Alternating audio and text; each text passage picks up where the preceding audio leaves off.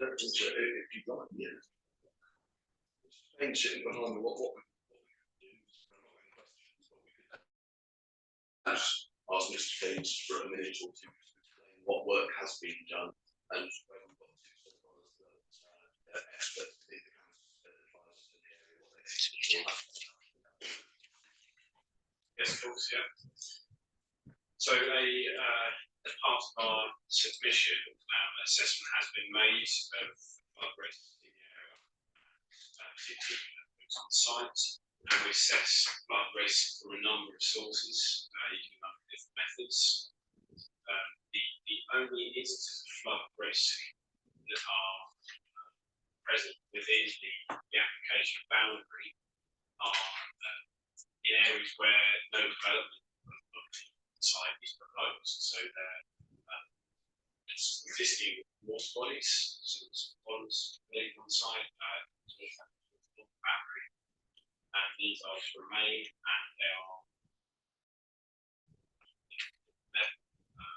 elevations being assessed relative to the parameters of the and we calculate these won't pose any risk to properties that develop parts of the proposed. And equally, because these areas are not being developed, there will be no increase as a result of development to any of the surrounding areas. There is, depending on granularity of data, there is an adjacent flood risk to the western boundary of the site. It's not part of the development site, but if considered at a very high level, it could look close, but it's actually outside of the site, and it's focused on an existing watercourse on the western boundary. And so, say those instances of very rare flood risk are outside of the boundary. So, to benefit Russell, there is this is a Scott Brook. Yeah. Just from that point back to again, what you're really saying is that this proposed will not add to the risk of flood, but there is a residual flood. Yeah, correct. The Environment Agency models various scenarios. So in a low risk event, low probability event, there is some instances of flooding on and around that watercourse. For those levels within the operation, we will consider running throughout the site. In terms of the development not adding to or increasing flood risk, the existing drainage of the surface water has been understood, and it's water is shed to that watercourse from the site. The development proposal is to copy that, but to heavily attenuate water flows, which is collected for these very low rate.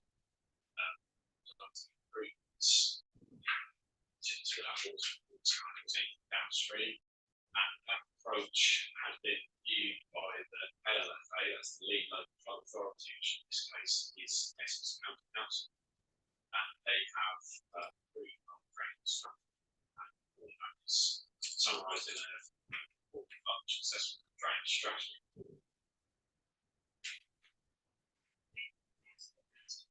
Yes.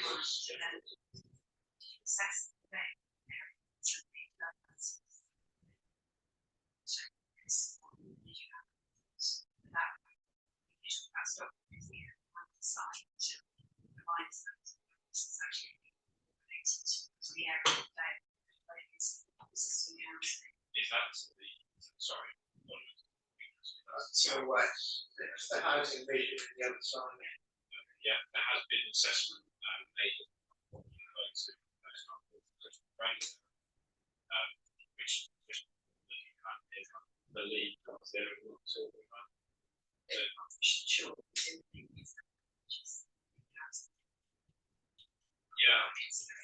Yeah, I wasn't sure. yeah, good description there. But yes, this area, this critical drainage area, has been cleaned up. So yeah, access and flows into the critical drainage. Yes.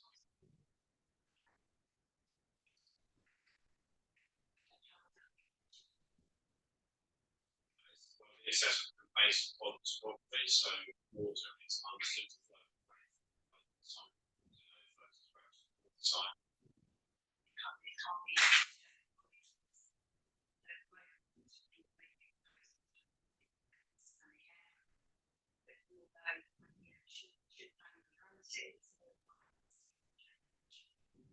it's not sure, there's uncertainty. As local residents, we can't get any certainty if you're facing something which is market, which we all see impacts in preparation, action, or action. There is no certainty, you can't do both. It seems better distort. So I think why I'm trying to clarity on what are the risks that are didn't seem maybe really meant what the process of determining how residents, there are things that cited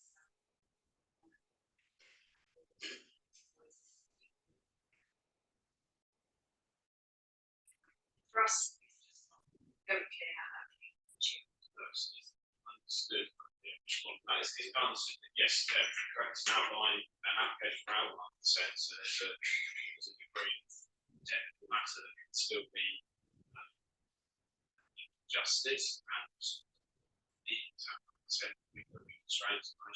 So the proposals we're talking the scale of property here, the surrounding site, so none of that which is to say is needed to us.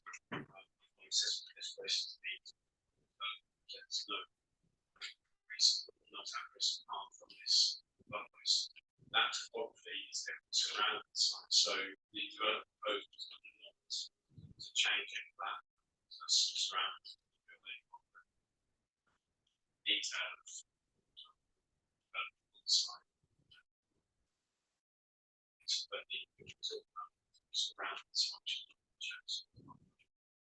Would it be appropriate just to suggest that this might be, I've not seen any conditions yet, this might be clearly one of the matters that the parties will agree on appropriate conditions, because you quite right to say this is an outline proposal and all the details we have are illustrative on that.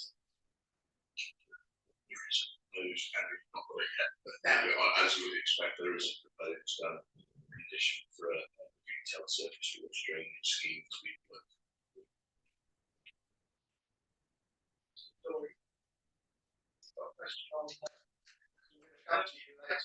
Of course, but pertaining to the matter current discussion,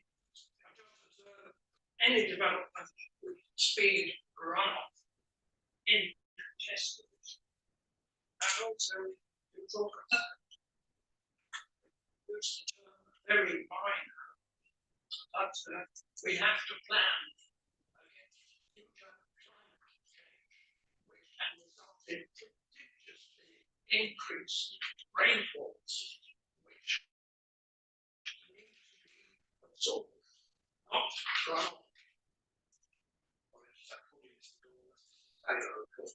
That's right. Apologies for that. So, I think our expert could just sort of help the inquiry on the question of flood risk, climate change risk in the future. How is that factored into? Yes, and I think as well the subject there of the speed runoff from greenfields undeveloped site to a range of development. So if a drainage strategy scheme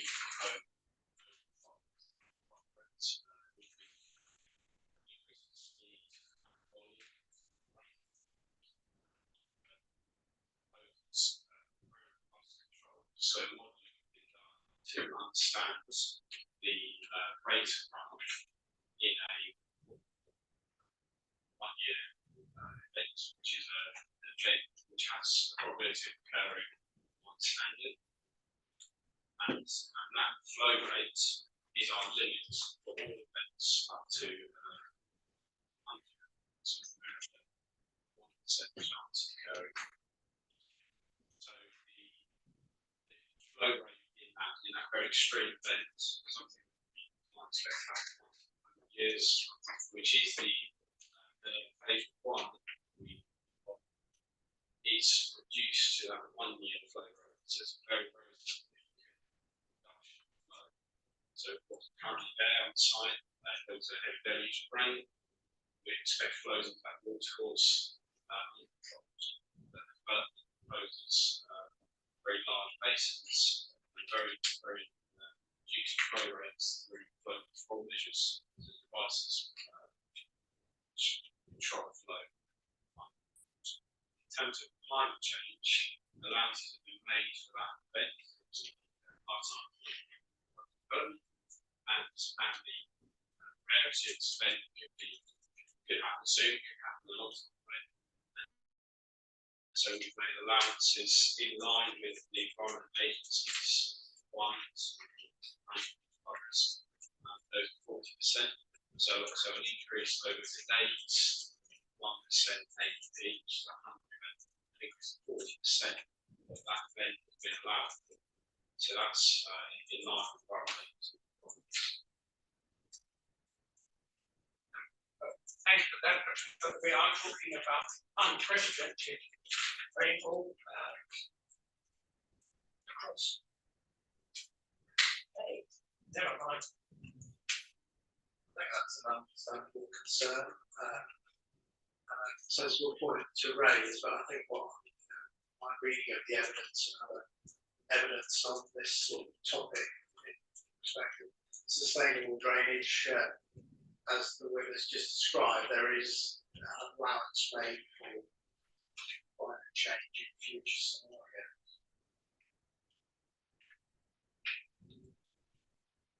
Russell, anything more on your concern of others?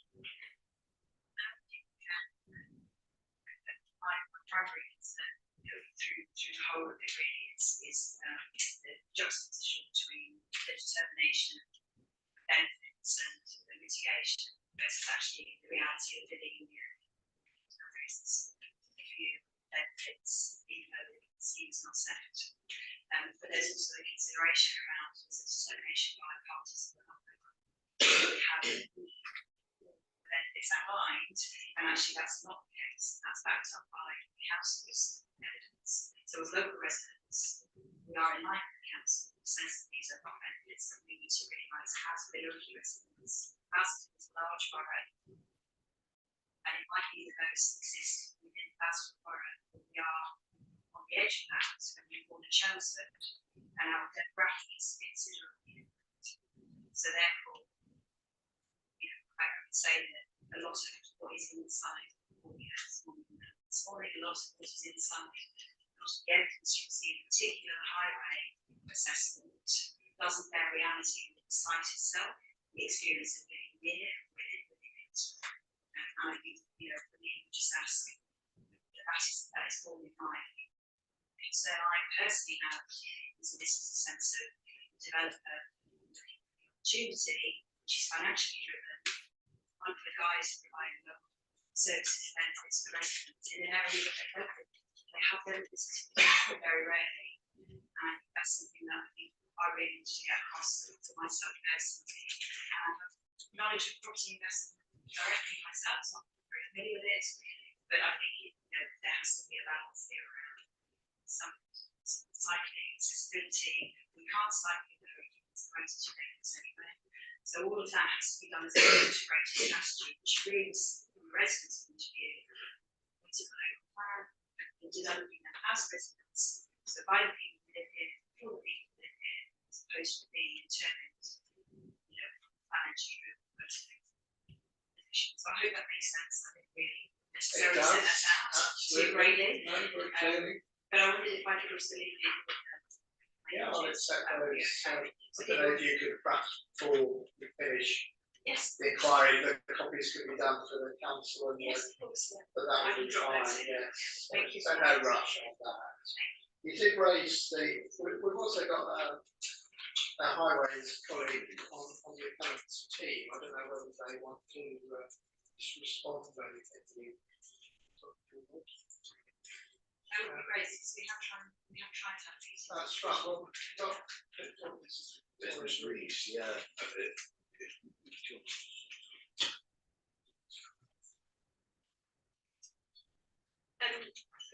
Yes, Victoria Reese is here. yeah, So just a great point, I am local to the area and I live in Brentwood, so I do have knowledge. I do I visit read that in your Billericay quite regularly and have done for many years.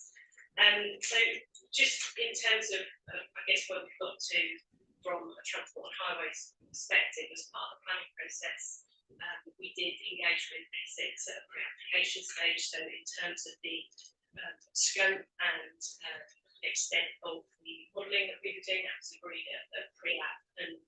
And as mentioned earlier, there are no objections on highway and transport grounds. In fact, the Highway Authority has put forward that we've completed a very robust worst case assessment in terms of vehicle trip generation, and as such modelling that we have completed is acceptable for their terms. We have proposed a series of mitigation measures to include capacity enhancements at the Potash Road, Stock Road roundabout.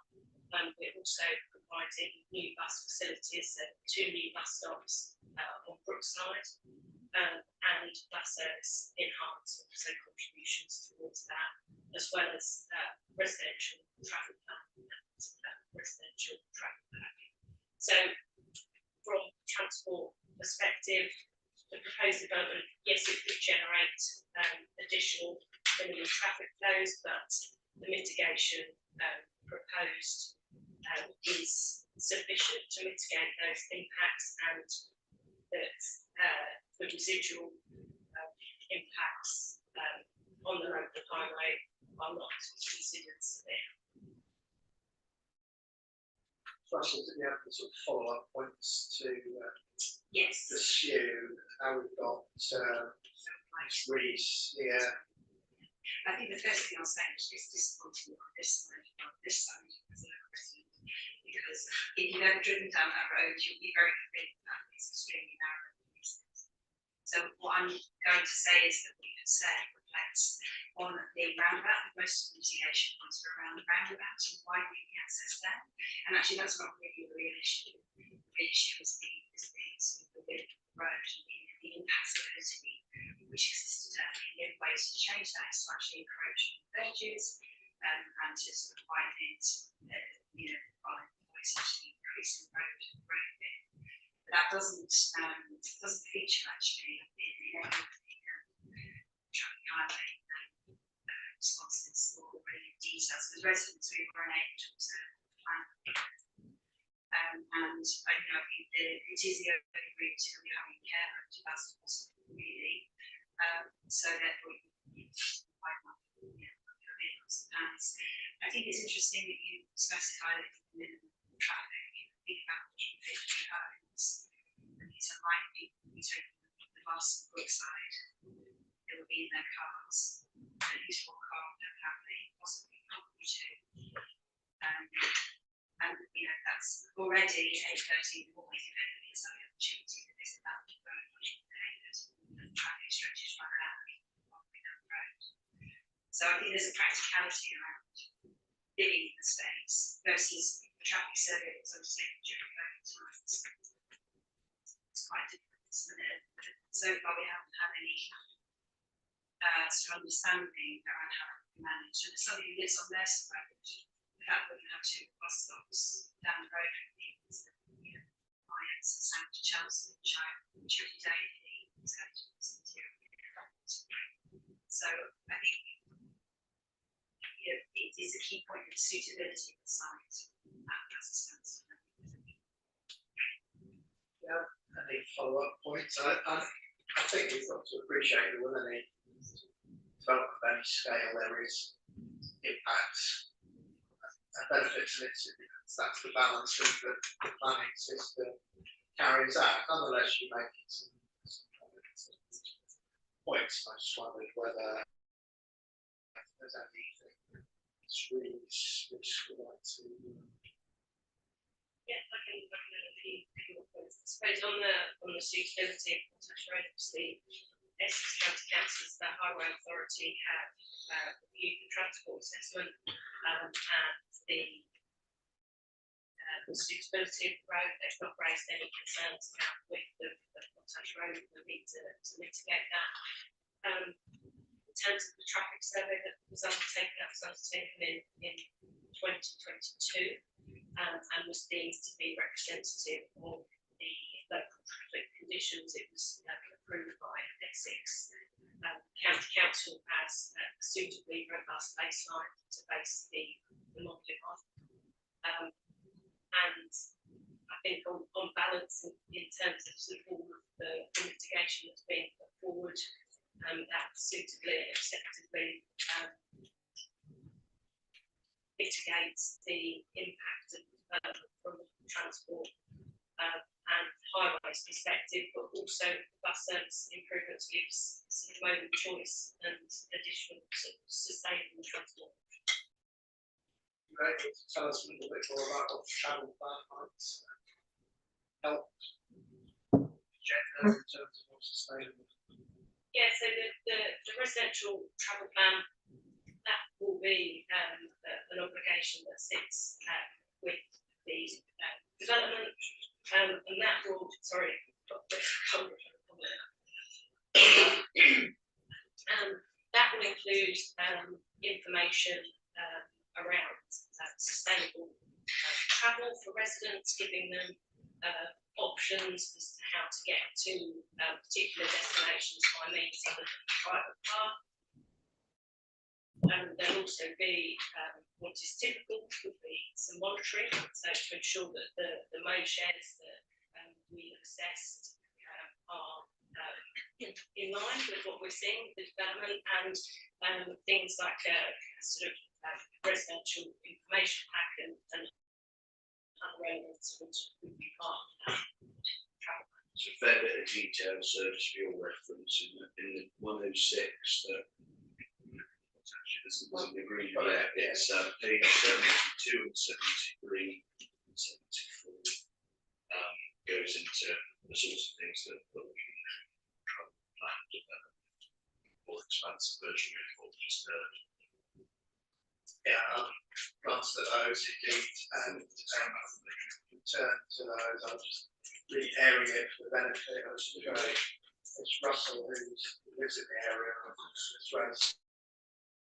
So, I mean, I would say that mentioned that doesn't address the concerns that I raised. And there are very specific reasons why it doesn't, but I just would like to make aware of those up. So, in the last year, as I mentioned, come off that roundabout in their car, drive into somebody's front room, straight off the roundabout, onto Potash, and drive to their front room. That's what the roundabout we're proposing, slightly extend. I think my colleague John Saxon has submitted something to you, probably somebody has that as well. And we also, as I say, sadly lost somebody in stock, a child in stock. We have increasing traffic levels, increasing speeding, sorts of things. And I would say that what we haven't heard is there is any discussion around highway strategy overall for the area, which would allow us to better manage traffic flows, speed issues. We don't have any cycleways at all. It's unlikely that people would use those because the distance from development to services such as the station, doctors, is not close enough for people to be choosing them as their first paths in terms of their. I know this because I would probably rather drive if I'm in a rush rather than walk. So that's one thing to say. And as I say, the transport survey doesn't cover the entire length of the road, and making that a suitable road for managing the increased population. So I haven't heard anything so far which will suit.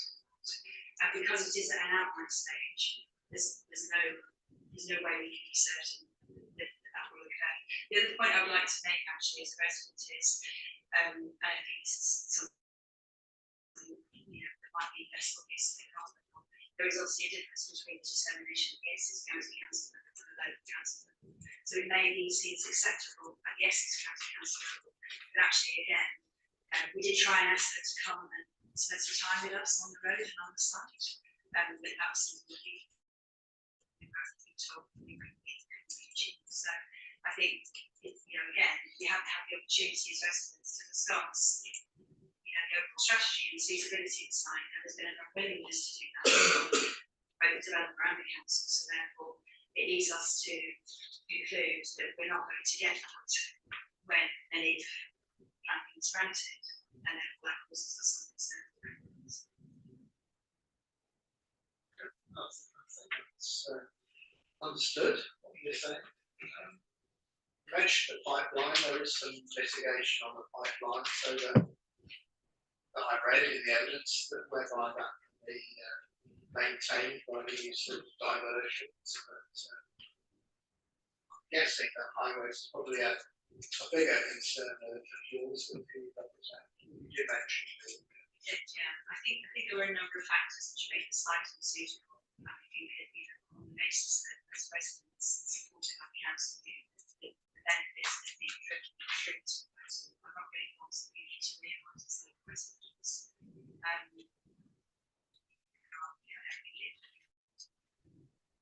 People at the heart of it might be most to be considered because it's a local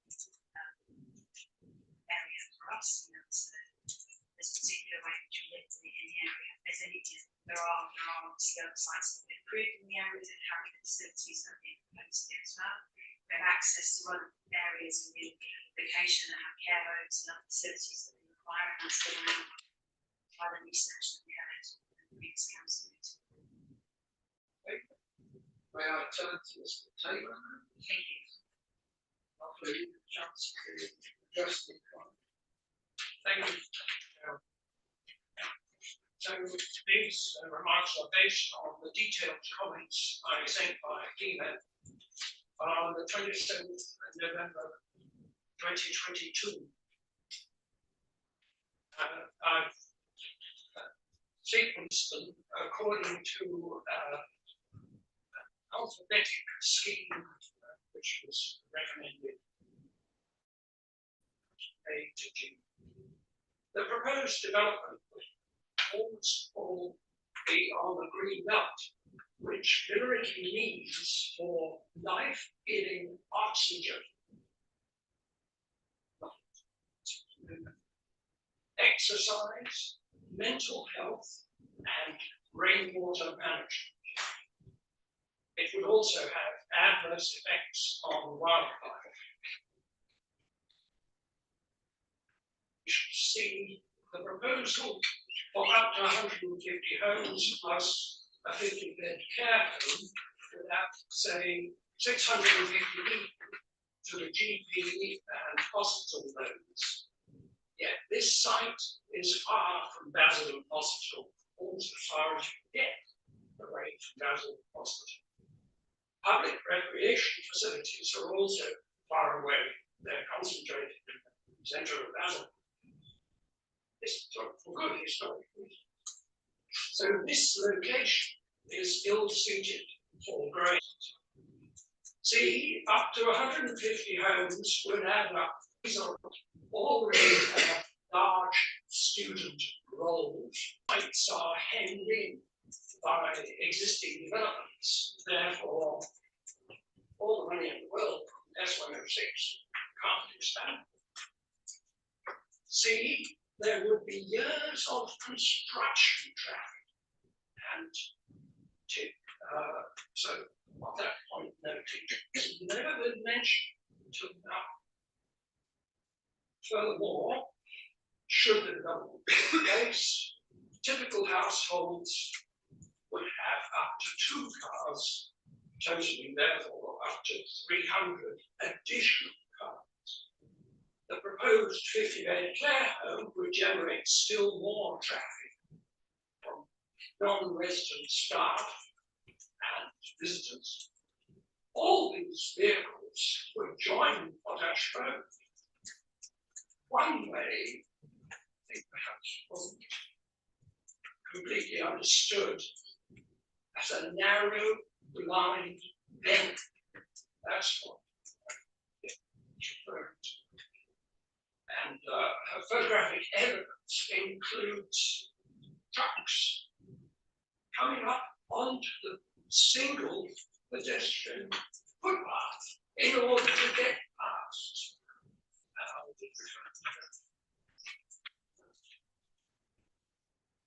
The other way would add to the Stock Road roundabout junction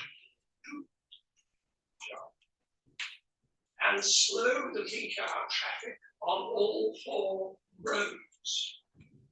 This would affect bus services on Stock Road,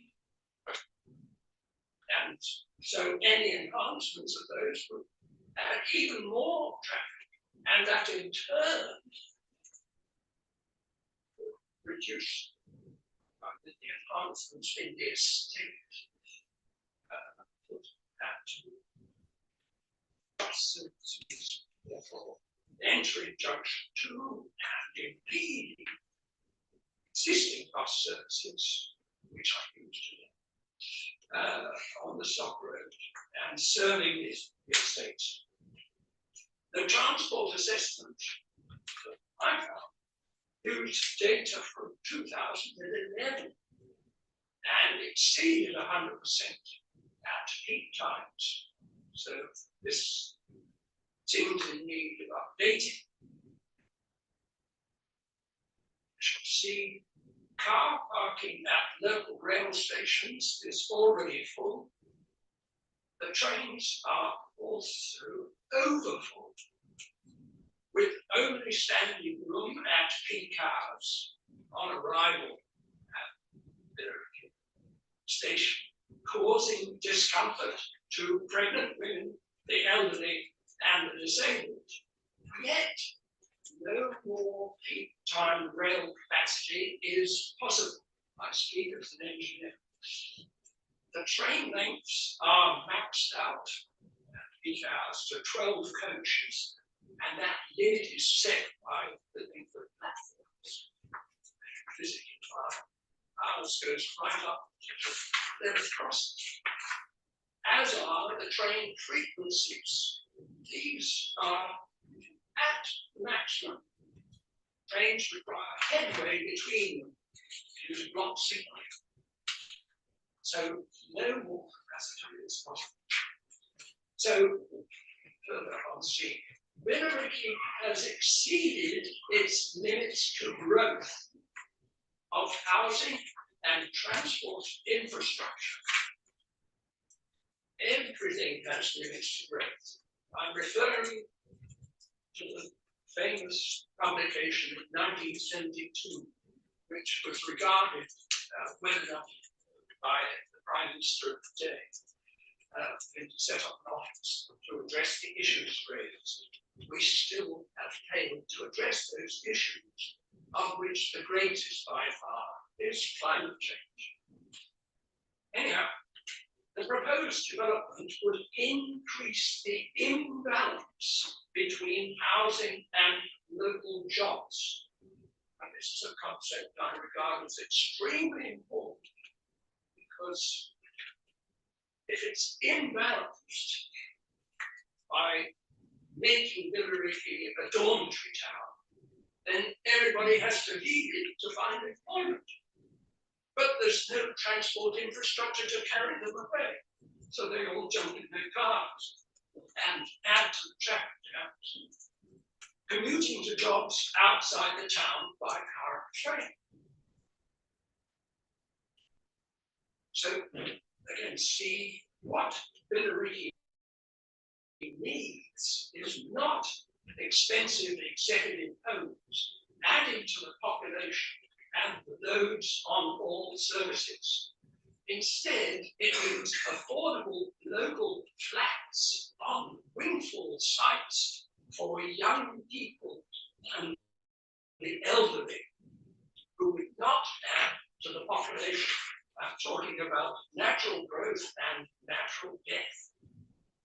That these indeed could be built by Sempra Homes, a Bethlehem Council entity, who also offer shared ownership. So,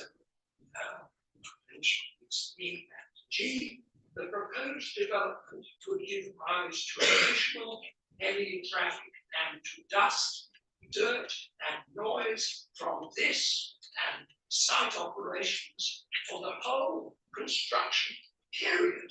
Again, I've heard no mention of the construction period. And yet I've come across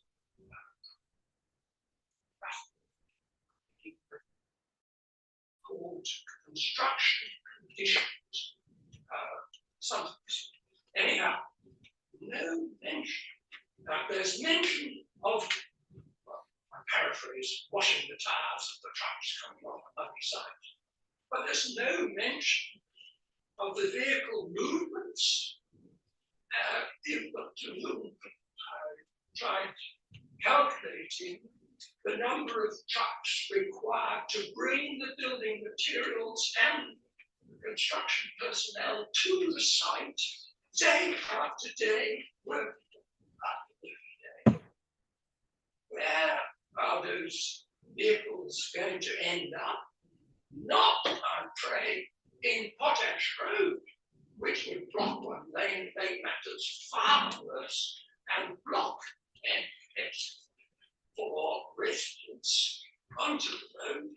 So provision, I suggest, must include handling this of vehicle movements, and this may require off-peak access to the site.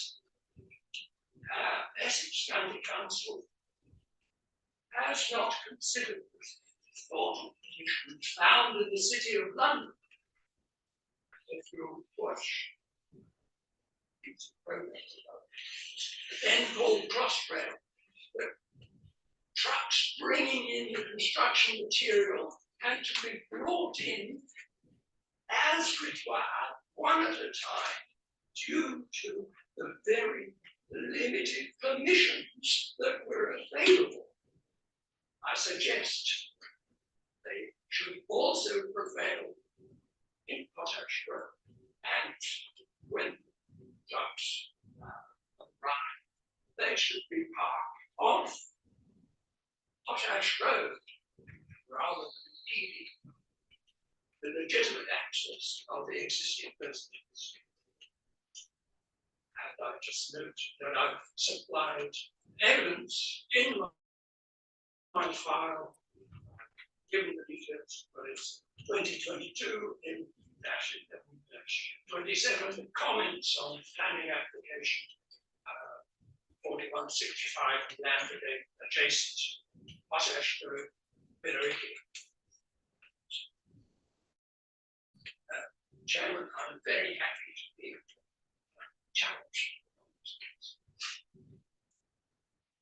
Thank you for those points and that statement, all of which I've read previously in your statement, and thank you for that. I think in particular, there's the issue of the construction period and the impacts. I think the appellants might be able to help us with what might be done were permission granted in terms of the conditions. Yes, that's absolutely right. There is, as I say, we're almost, I'm hoping we're almost agreed on the wording, but anyway, the conditions that come to you in due course will include a number of requirements prior to commencement of any development for a number of different things that relate to this question of construction management. So there are three different things. They've each got their own acronym. The first one is a construction environmental management plan. The second one is a site waste management plan. And the third is a construction logistics plan. I suppose in particular, it's the construction environmental management plan that we'll be concerned with, responsible. Just those plans taken together need to incorporate details. All the documents to be signed off by the council before we start a number of things. So those things include construction, traffic management, parking of vehicles of site operatives, visitors, details of access, loading, unloading, erection of hoardings, wheel washing machines, measures to control noise, dust, dirt, signage, construction phasing, highways condition surveys, all sorts. And unless and until all of that material is before the authority and is approved by the authority, development cannot be completed. Okay, Mr. Simon. So, Mr. Taylor, I mean, effectively, we're hearing that there will be three conditions covering various aspects of the construction. In fact, you're right. I think probably one thing I'd like to be sure on that there wouldn't be vehicles parked on Potash Road, but those kind of conditions, quite common with large developments, do address a number of concerns you've raised, and we will be discussing conditions on a without prejudice basis, obviously, because the conditions would only come into being were the appeals to succeed. But nonetheless, quite valid concerns that you've raised there, and indeed the wider points you raised, which again really point to what I mentioned when Ms. Russell made her comments, where there are disbenefits and benefits from anywhere. Yes, but with respect, Chairman, we are not acquainted with these proposals, so therefore it seems to me to fall to me to raise them. Absolutely. Yes. Oh, I agree. That you make put forward all your concerns. I mean, that's what the planning process is for. Yes, but these are crucial to, I suggest, the very viability of the scheme. For example, if it was ruled that no construction traffic shall pass through junction 2 and the connection back to the other direction, it's impossible for construction traffic to pass. For example, the two construction trucks could not pass through the narrow bend, and wing mirrors and the like are littered around that site. That's proof of the matter, and that's vans and cars. No two trucks. In other words, one arriving lane and another departing unladen couldn't pass. Therefore, they have to pass by junction 2. But that is already at overload. Therefore, no additional traffic construction traffic must pass during peak hours, which I suggest is going to add neither to cost and they seek to reconsider their proposal entirely, since its sole purpose is raising money rather than raising amenity to the account. To point about the junction 2 mitigation measures. Looked at the plan, and the mitigation measures are quite of the throats. It's a kind of fan out.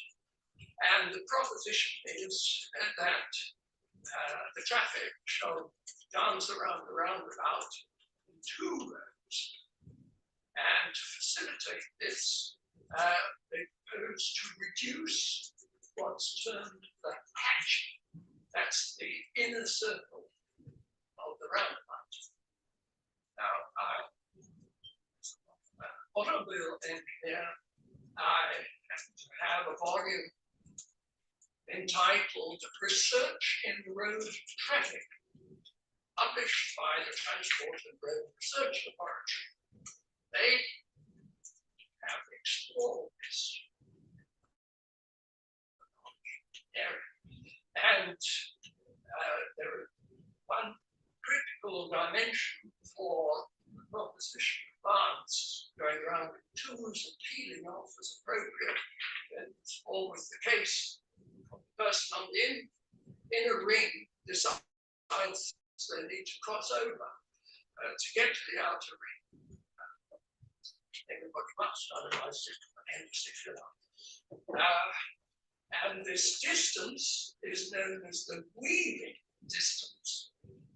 But you haven't provided any length for weaving. They only reduced this patching area.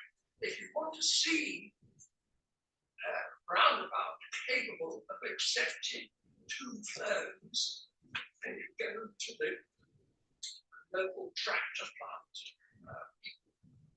Residents of Basildon will know where that is, and the roundabout is huge. And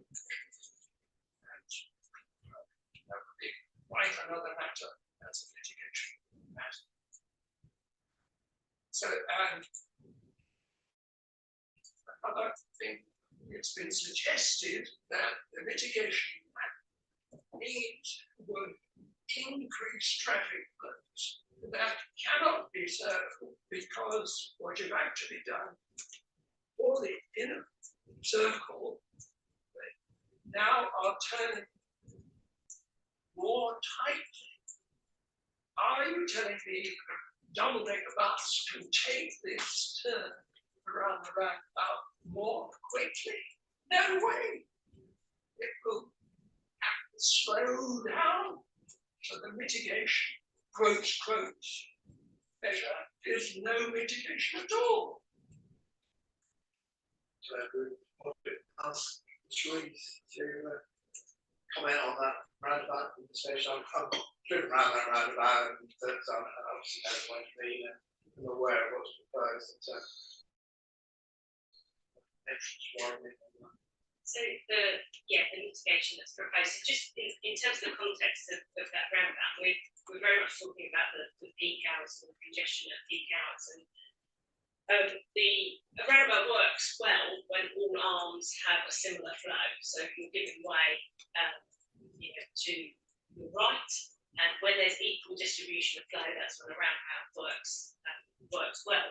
However, in this situation, and particularly with this roundabout, there is a dominant flow that's north-south, particularly in the peak hours as people are moving between Billericay and Chelmsford. So that means the sort of dispersal from Potash Road is a challenge, and this is what has been shown in the modelling, that all of the other arms are operating within capacity, and it's the Potash Road arm that is struggling.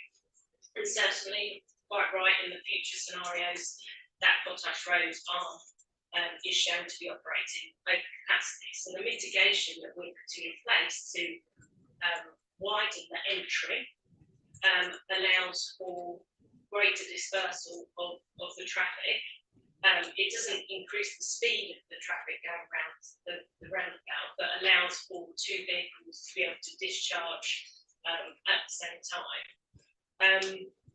It has been designed based on acceptable standards. It has gone through an independent stage 1 road safety audit and has been reviewed by Essex County Council, who are happy with the proposed mitigation. So a response, but nonetheless, Yes. I hear what you're saying. Yes, well, as I mentioned there, I would to see the model. After all, it's garbage in, garbage out. Right, okay. Gonna bite your lip on that point. I think we're reaching a point where an adjournment for a break might be in order. But perhaps because we're going to be moving on to a round table discussion, I've got to think about when lunch will be and that kind of thing. Interested parties, any other burning issue? Obviously, your statements and representations are all ready to consider. Born in mind at the site visit, that kind of thing. Is everything clear that you feel you needed to raise? I would say it's actually six level services, so we are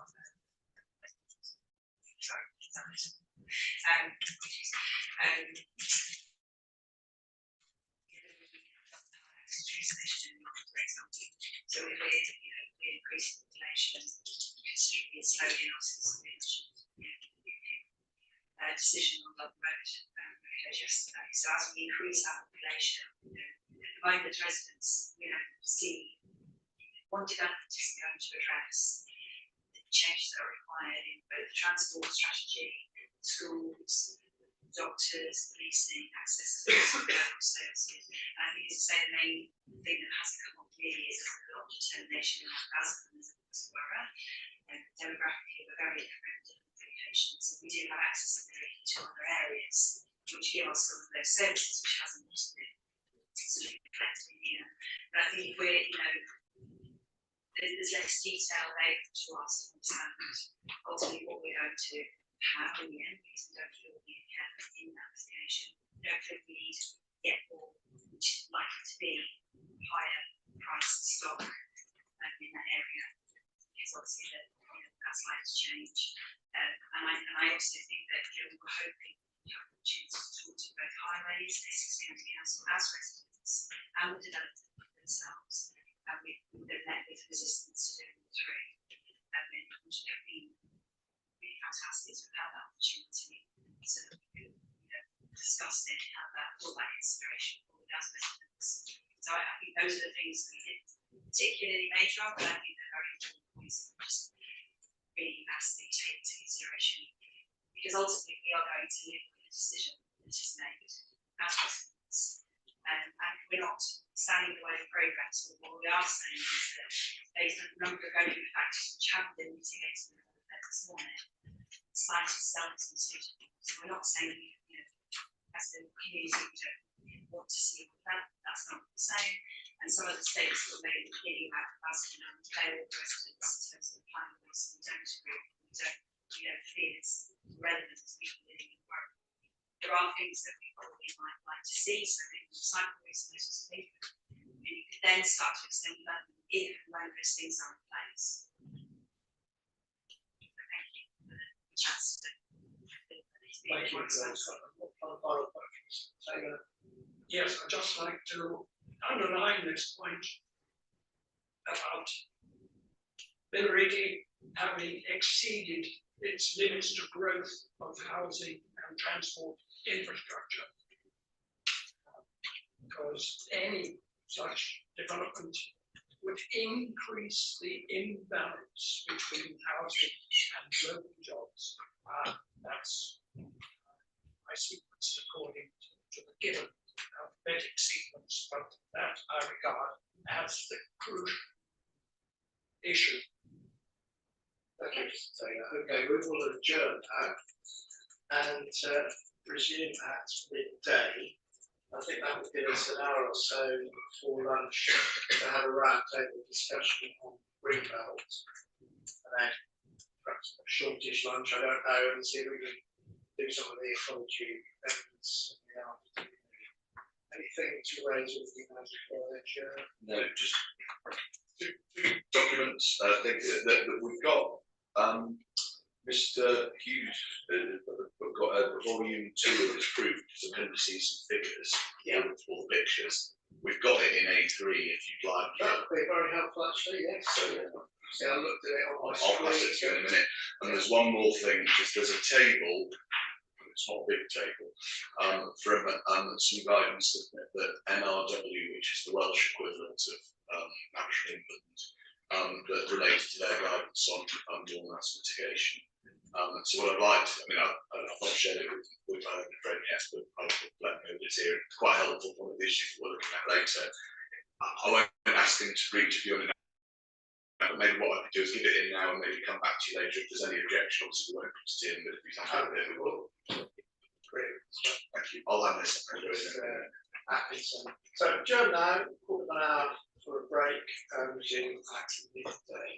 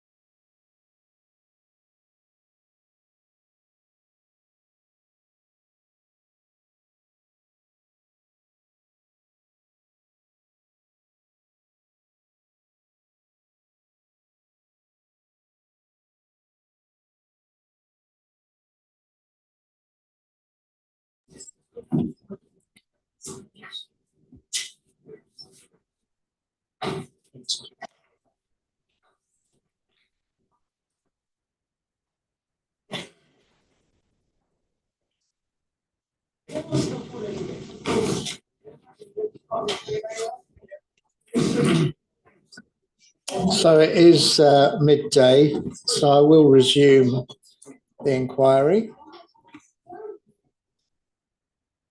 And we are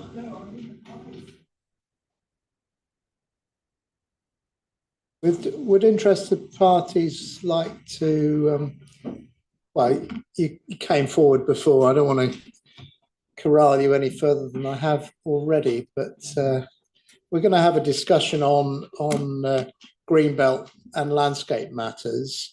I'm guided by the evidence of the council and from the appellant side, Mr. Hughes, who's provided a very comprehensive proof of evidence, which I've gone through and looked closely at the summary, and he's agreed with the council a statement of common ground which narrows down the areas of disagreement between the main parties. That doesn't mean people objecting to the proposal might have a wider area of disagreement, but that is there is a level of agreement between the council and the appellant based on the evidence, and that includes a draft agenda, which I haven't circulated again because it's quite a straightforward range of topics. We are looking at the landscape implications of the proposal, which isn't specifically an objection sustained by the council. Their objection relates to the effects on the green belt. And just to remind you that the government attaches great importance to greenbelt, and the fundamental aim of greenbelt policy is to prevent urban sprawl by keeping land permanently open. So effects on the openness of the greenbelt, which kind of overlaps, I think, with landscape effects, is an item for discussion. And openness, it's been decided in the courts, can mean a loss of openness in terms of loss of spatial extent, in terms of development occupying previously undeveloped land. And it also has a visual component in terms of how prominent it might be in its effect on openness. And just turning to greenbelt purposes, the greenbelt serves 5 purposes: to check unrestricted sprawl of large built-up areas, to prevent neighbouring towns merging into one another, to assist in safeguarding the countryside from encroachment, to preserve the setting and special character of historic towns, and to assist in urban regeneration by encouraging the recycling of derelict and other urban land. So I've got those printed out in front of me. I've got copies should anyone need it, but I will kind of steer discussion around that. Starting off, I think, with inviting Mr. Hughes perhaps to summarise the evidence base, because there's a lot of evidence underpinning the council's aborted local plan in the end, and the work you've done. So reasonably briefly, if you could... Are we doing landscape first, or are we going to do it all together kind of thing? What would you prefer? Oh, so I kind of skipped over landscape, you think? Well, no, I mean, I don't... You're probably right. There's evidence base, isn't there, that's sort of, if you like, landscape character specific, and then there's other evidence base that's more sort of with a greenbelt focus. But yeah, let's get do... Mr. Hughes to summarise the evidence, and then perhaps landscape isn't a point of difference between the main parties, but I think if you could... But yeah, absolutely. So yeah, that's fine.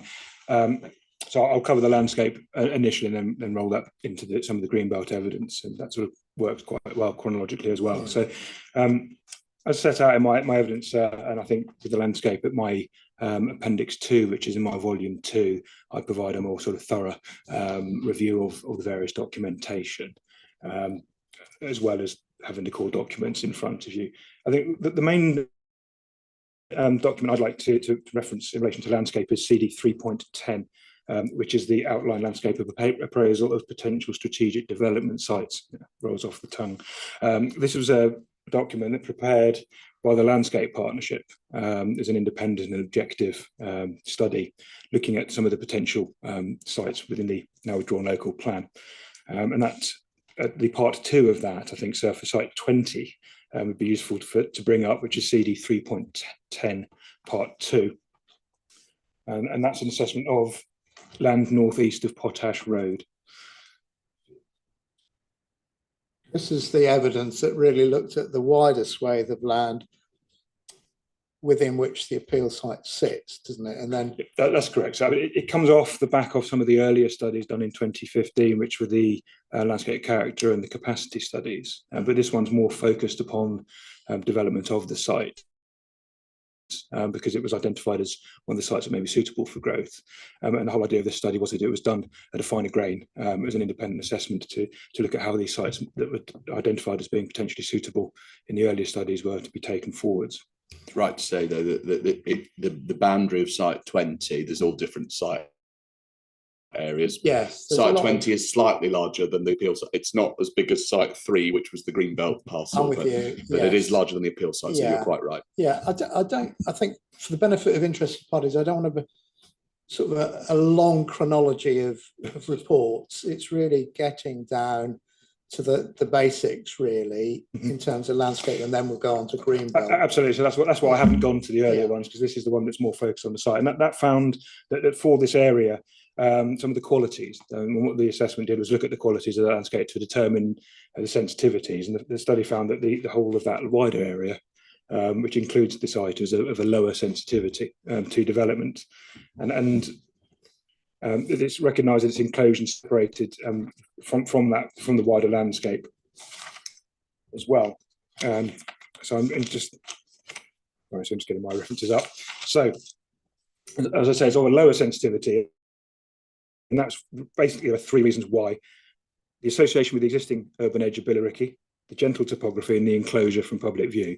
Those are the 3 reasons that came out of that. Now, identify that visual enclosure and lack of rights of way. And screening from local roads, so as we have in common ground, so the very, very well enclosed site. So the summary of findings I set out in my proof of evidence at pages 11 to 14, which you'll have seen. Opportunities for mitigation were identified within the study, which was the reinforcement of the northern boundary to create a strong edge to the green belt, and the potential for a small area of open space associated with the pond that's on the site to be retained as open space.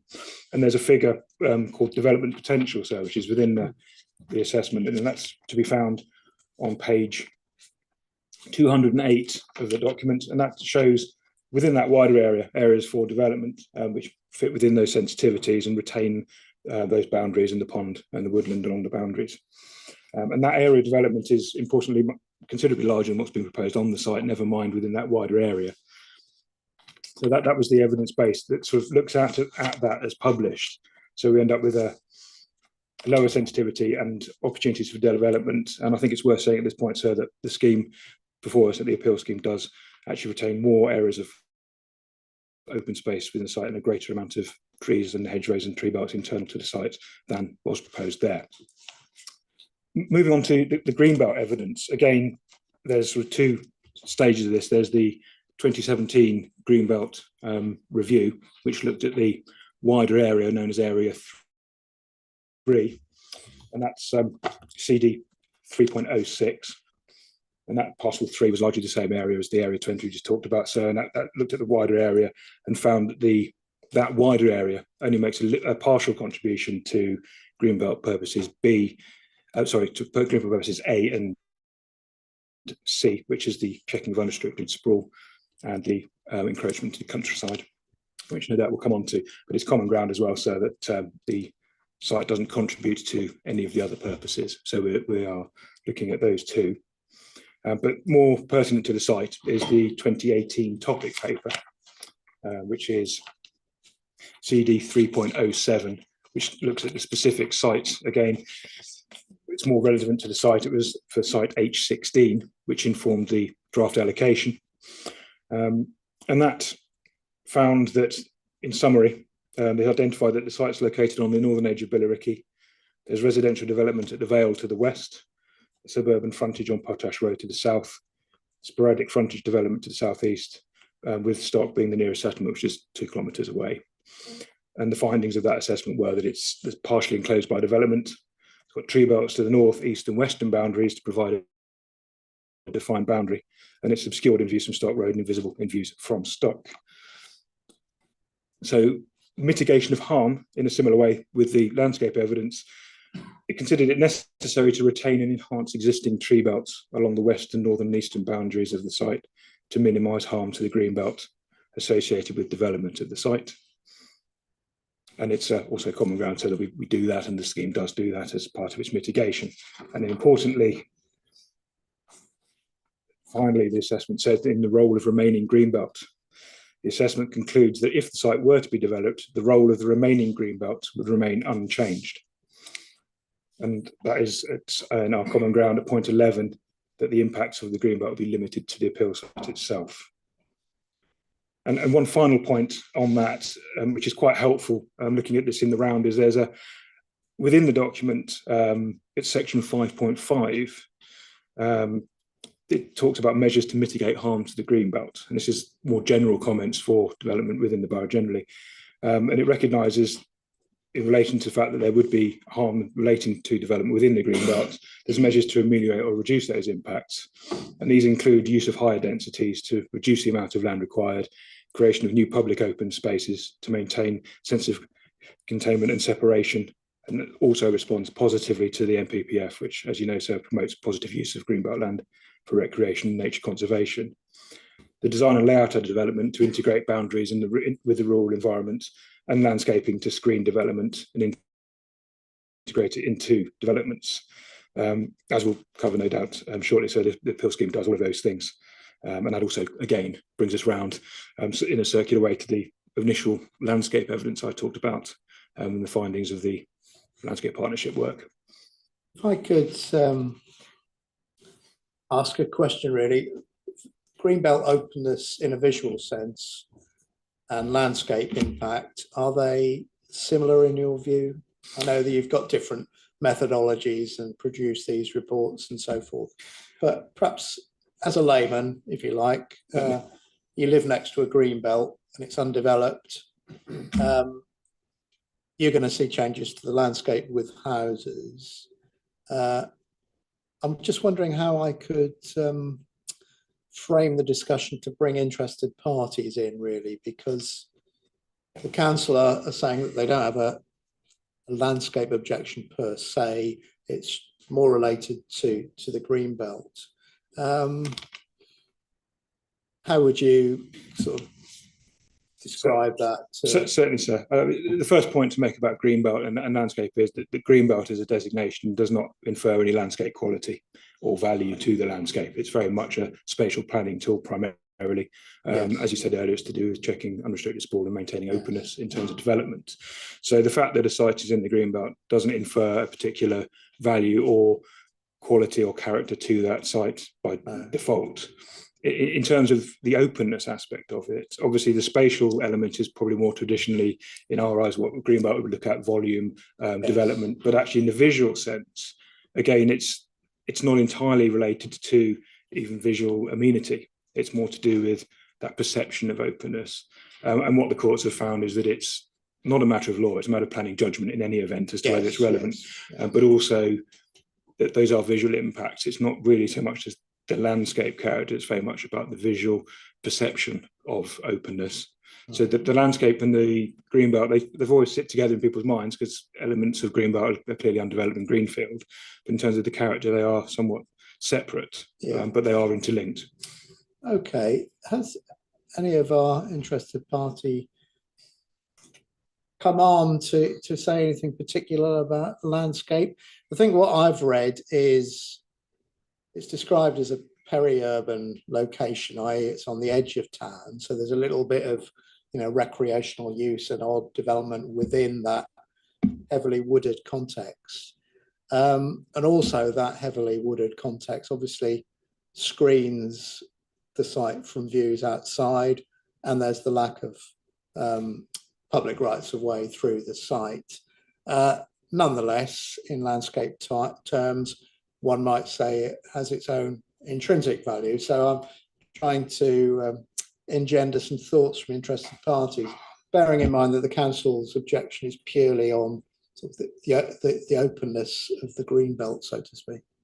Anyone want to come in on that? Mr. Taylor.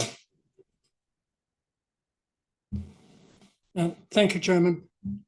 Yes, I did mention mental health aspects, and one direct traditional use is following bridle paths, which I'm not a historian, but I believe are the footpaths used from medieval times to access the local churches. And I have personally followed these, which are marked with finger posts at various points. And yes, they do allow you immersion in the countryside.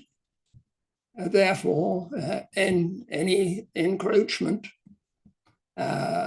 in visual field, in other words, not the immediate bridle path itself, but it's the views therefrom, well, one can put it perhaps this way: you can feel the stress falling away as you take. So if I could, you'd accept there's no, apart from the housing immediately adjacent to the site, who might have some views, there's no footpath through the site. But I think from what you're saying, that there's the development brings a sort of a loss of, I don't know, not wishing to use my own words, but tranquility, if you're talking about peace of mind. Just so. Yeah. And heavens knows today we need it. Indeed. The other consideration is that it is a piece of buffer land in between. So we're obviously on the border between Chelmsford and Basildon Borough Council, should be probably aware. So yeah. I think the consideration is, should there be planning granted, there's likely to be a response on the additional aspects of land around that, which also form an additional part of, and have different access routes for local people who enjoy cycling and other things around there. And as Gordon says, it's a part of the town and the bordering villages, which people do use for recreation. So it is a very important part of of the locality for us, in terms of our outdoor pursuits, really. Noisy wind outside, it's rain. It's rain. I wondered what it was. Yeah. Yeah. So that is, it links really on to sort of the general purpose of Greenbelt, leaving aside landscape per se, but Greenbelt's one of the roles is to prevent neighbouring towns merging into one another and to check unrestricted sprawl. Yes. Perhaps I could bring in Miss Ellis from the council. Sorry, I hope I haven't surprised you there. We're kind of jumping around a little bit, but can you, for the benefit of myself and interested parties, perhaps give your take on the fact that it isn't a landscape objection, but more a Greenbelt one in terms of openness and the purposes, and anything that might link in with what you've heard? Yeah, so from the council perspective, as you said, it's a Greenbelt objection rather than landscape objection. So obviously we've considered the visual and spatial aspects of the openness, and as Mr. Hughes said about spatial is more about volume, scale, bulk, massing. I know they're not necessarily matters for consideration in terms of design, but in terms of openness and the spatial aspects, they have been considered here. In terms of the visual aspect, it is, I suppose, a local perception into the site. I know it's not readily accessible by the public, but there are sort of a number of neighbouring properties that do abut the site, the Val, Potash Road, and the sporadic development to the south. So it's more of a visual perception from those neighbouring properties that can view into the site and offer some sort of tranquility, as you've said. In regards to the sort of the purposes, obviously we have documentation that states that the land itself partially contributes to purpose A and C, which we have also considered and given our judgment on, in terms of the developments put before us and what we consider. And we have slightly come to a sort of a differing view between us and the appellant on that. Although in the round we talk mainly about the same thing, we have come to a different conclusion, whereby we've given sort of a more degree of harm to the proposal than what the appellant has. You want to run through that?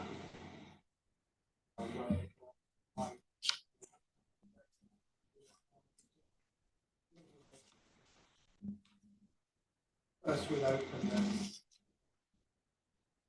Yeah, so yeah, sure.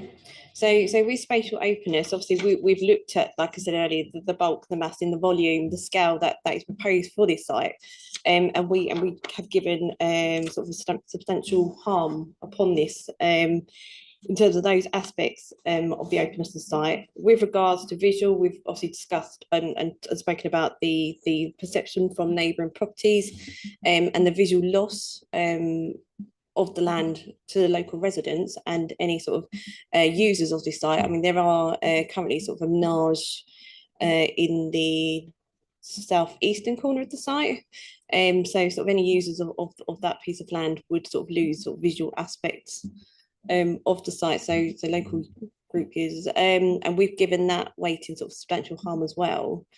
On the openness, with regards to purposes, purpose A, which relates to the unrestricted sprawl. I mean, this development is vacant from any built form, set from number 41 being demolished, but obviously that's not on the green belt. You've got number 65, which is a single dwelling that is in the green belt. So, and obviously you've got the menage, which is some form of development as well. But they will be lost due to the development coming forward. So we do consider, obviously, there is an unrestricted sprawl, especially that it juts out as well beyond beyond the settlement boundary. I mean, here it's not a linear settled boundary. You've got the Val, and then you've got Potash Road and some sporadic developments, as I said, forward to the south. So there isn't a linear form of developments currently there, and this development does just jut out beyond that. Which I think, in my mind, does have a harm upon the green belt. And then also moving on to encroachment into the countryside, which is purpose C. Again, there is encroachment into the countryside. I mean, the development here does. The site's been developed up to the boundary with Chelmsford, albeit I know they've retained some landscaping to the north, where the pond.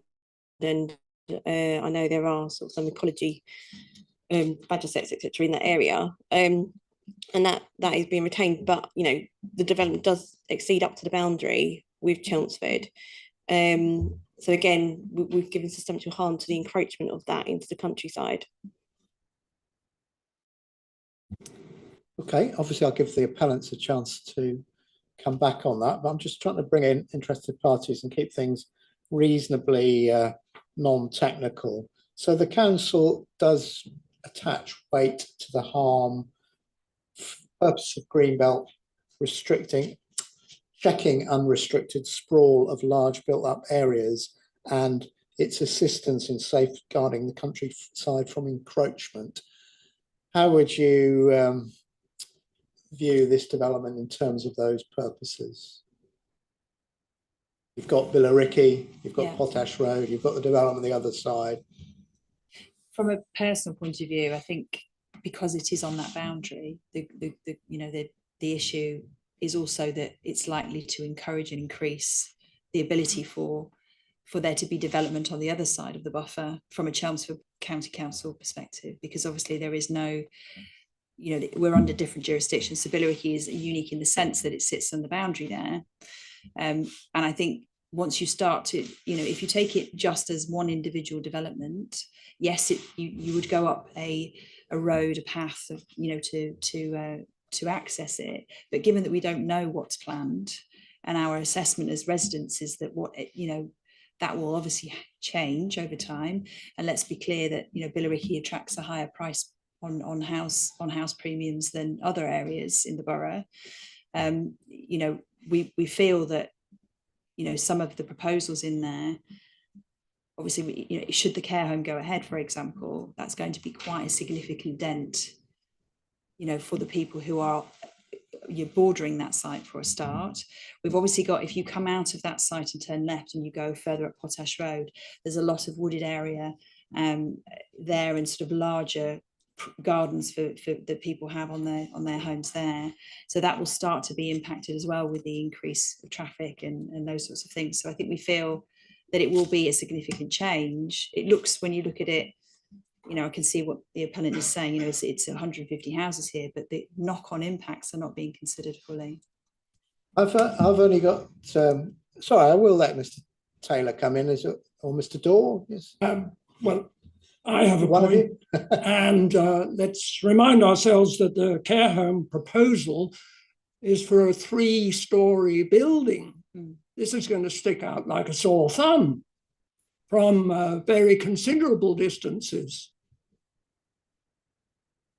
Mr. Daw, you.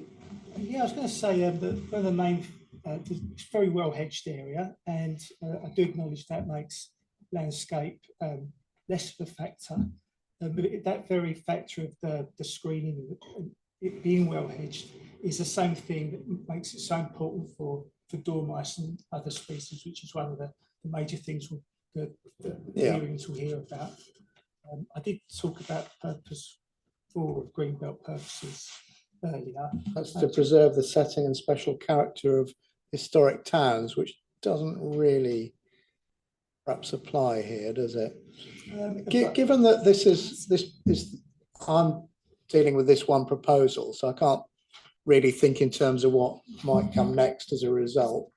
How do you evaluate this being unrestricted sprawl or a failure to safeguard the countryside, given what we've heard about the degree of screening and that kind of thing? I think, well, may I go back to purpose 4?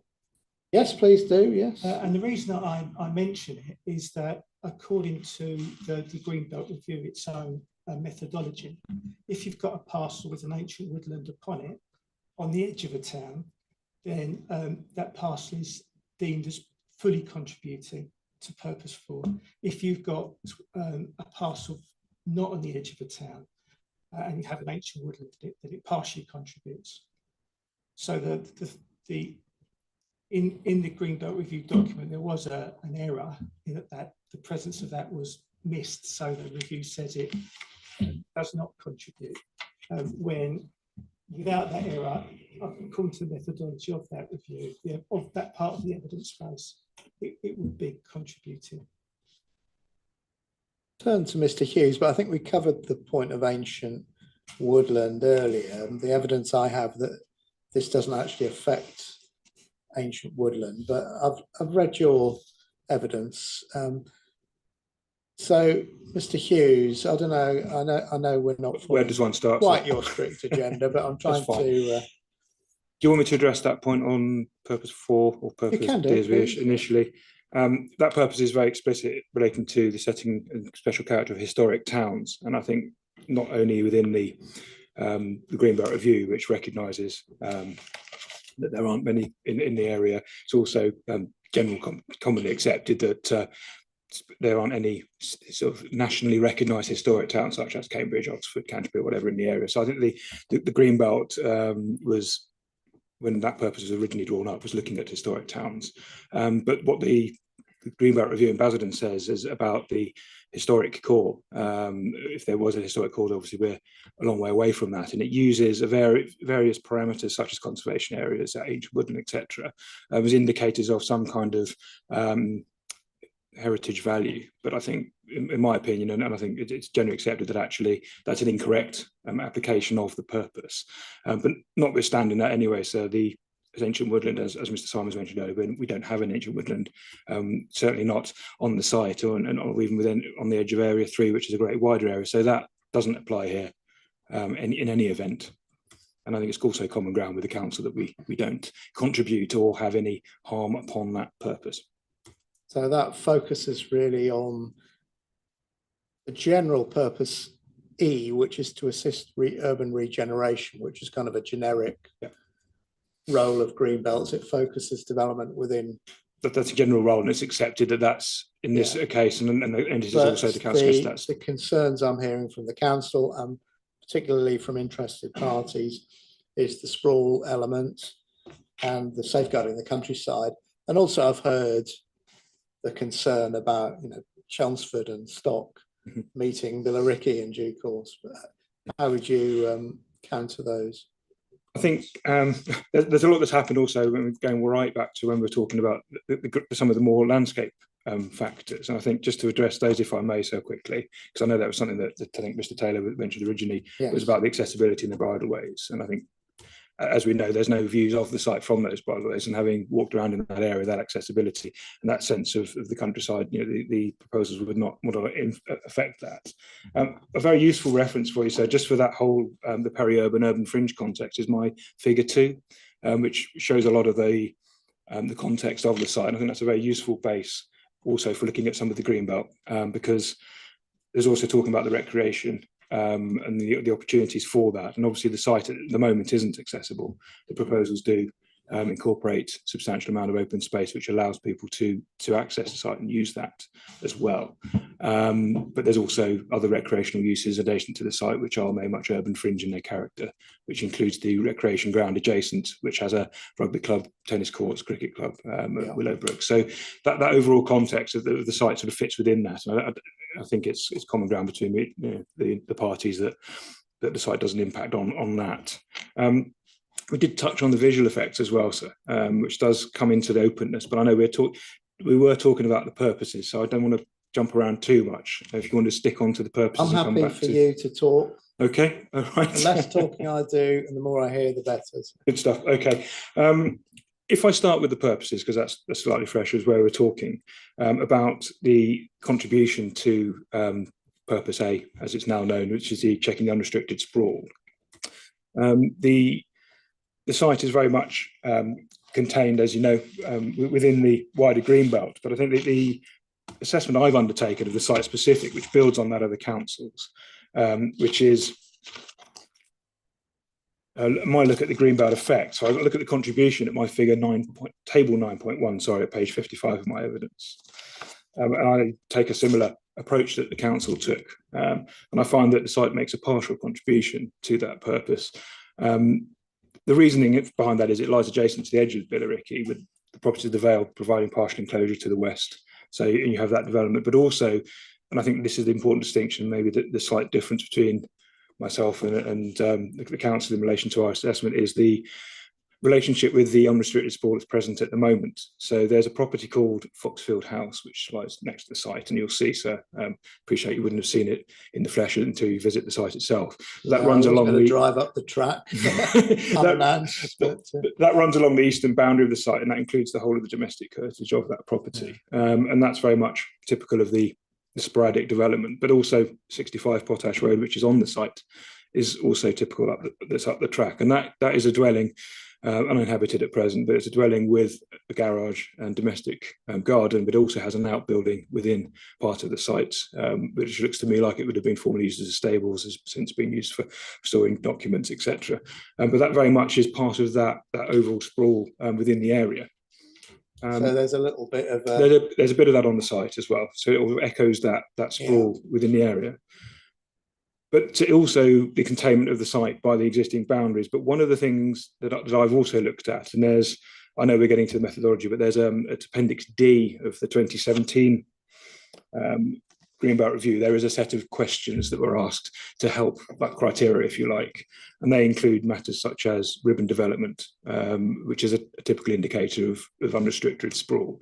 And the site is separated from Stock Road, along which there is quite a lot of ribbon development beyond the Vale, heading up towards Stock. And I think that would be a really good indicator of whether you would have potential sprawl, and we're very much contained and separated from that.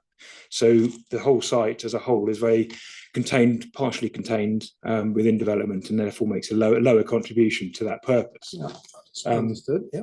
And when you look at the actual impacts of the proposals upon that, which is at my figure 9.1 on page 57, I conclude that there's a limited effect, and it's very much a site-wide effect, with the function of the wider greenbelt still being retained in that, in relation to purpose A, which again is part of the common ground with the council, that the impacts are site-wide. And a lot of that comes from looking at the definition of unrestricted sprawl, which is an interesting one because it implies something that isn't designed, something that just happens when it isn't contained. And this is very much, I do reference the PAS guidance note, planning on the doorstep, which is CD 305, which has a little bit of more of a discussion about actually what do these things mean. It's been 30 years when that was published since the Greenbelt was first invented and applied. But it's about can something that's designed and gone through an allocation process actually be considered unrestricted sprawl? And I'd say these proposals have been designed to meet within those constraints identified within the council's appraisals, and to retain those boundaries and open spaces, and to provide a positive edge. And it's been found suitable for development through the now drawn local plan and that evidence base. So on that basis alone, it's not unrestricted in and of itself. And then, of course, it's contained within the framework we've talked about, as required by the draft allocation previously. And then there's that partial enclosure by properties to the west at the Vale. Looking at it offsite, there's no way that this proposal will affect the gateway into Billericay along Stock Road. It doesn't create that sprawl and that sort of appreciation of sprawling into the wider settlement as the settlement expands along those transport corridors. So there's that element of it as well. So that really put together means that harm is very much localised on that unrestricted sprawl in a site that partially contributes to that at present. And another small point, I know Ms. Ellis made this earlier about the jutting out, if you like. Billericay is characteristically not rounded off around its edges. It has quite an angular settlement pattern, if you like, and that's actually even as locally as the Vale typified in this location. That's something that inspectors found at the Kennel Lane decision, which is one of the appeal documents, which is in the core documents library as CD11. Looked at that, Yeah. yes. It's paragraph 17. I didn't look at the site, I meant to, but I didn't get around to it. But so perhaps we'll do. But there's paragraph 17, I think the inspector there makes the point, and it's a general point about my impression of that site. Have you looked at that site? It didn't seem quite as enclosed as it's it's not. It's more open. It's More it's like much a more field, open with isn't it? views to the south, in Yeah. particular towards Basildon.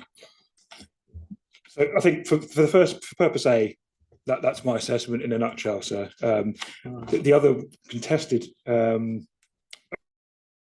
amount of harm, I think again it's agreed with the council that it's very much site-wide, so it's more about the encroachment to the countryside. And I think that's a little bit more of a difficult one because it's a greenfield site. Clearly there is a change from the greenfield site. There is a level of harm and impact, a localised impact upon the site. Again, I found the site to make a partial contribution to that purpose within my assessment, mainly because of the influence of that urban area and taking into account the context that the site sits within. So you do have, even on the site, you have the development we've talked about, you have the menage, the paddocks, that urban fringe use, and they have a lot of that surrounding the site. And that's where my figure 2 reference is useful, because you can see not only do you have residential development to the south and west and east of the site, you have equine facilities, you have sporting and recreation facilities, you have the Green Acres Nursery, which is a sizable commercial unit with quite a lot of hard standing and paraphernalia associated with it, and quite a few other scattered dwellings. So you're very much in an area which is typified by development and urban fringe land use. And the development of the site wouldn't encroach into anything beyond the site either. And there's opportunities to open up access into the site within areas of open space, etc. So again, that partial contribution, accepting that there are the historic field boundaries, the tree belts, the woodland, the pond, these elements which are identified as more sensitive that are retained, that's where the sort of partial contribution comes from, in my assessment. Did the council want to come in and sort of enunciate quite why their judgment of harm is perhaps on a slightly higher level? Yeah, so in my proof of evidence, I've also said that the piece of land has an important contribution to the greenbelt, and I have given it a substantial harm. I mean, looking at Mr. Hughes' evidence, he's given sort of a scale based on PAS and, sorry, I can't remember the other document, where he speaks about moderate contribution, partial and no contribution. So I suppose my harm, if I was to line it up with Mr. Hughes's evidence he's put forward, I would say that sort of lined up with moderate harm. And I mean, the reason why I've given it a little bit more weight than what Mr. Hughes has is because of the layout of the site, the scale of it, and how it mainly sort of juts out into the greenbelt. I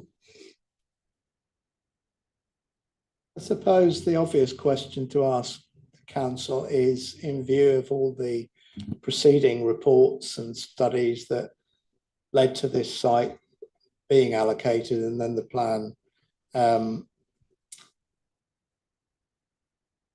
set aside and started again, what was there some sort of regret over some of the conclusions earlier on? That might be unfair to ask you if you weren't involved, but are you able to help me on that at all? Unfortunately, I wasn't involved in the process when it was allocated way back when.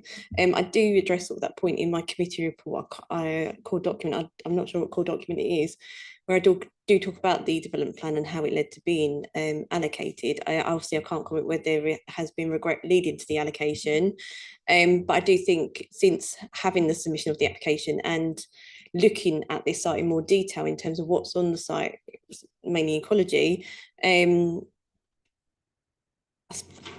I do feel the development could come forward sort of in a better kind of manner than what's put forward. Okay. But in terms of regret, I can't. There's a hand raised, gentleman, on, and you haven't introduced yourself, so it'd be useful to know who you are, and then. My name is James Tutton. I'm council. Mr. Tutton, welcome. So that you're from the town council and you're in a planning role, obviously, you've said. What would you like to say? Basically, on this subject, I heard the word openness used quite a lot.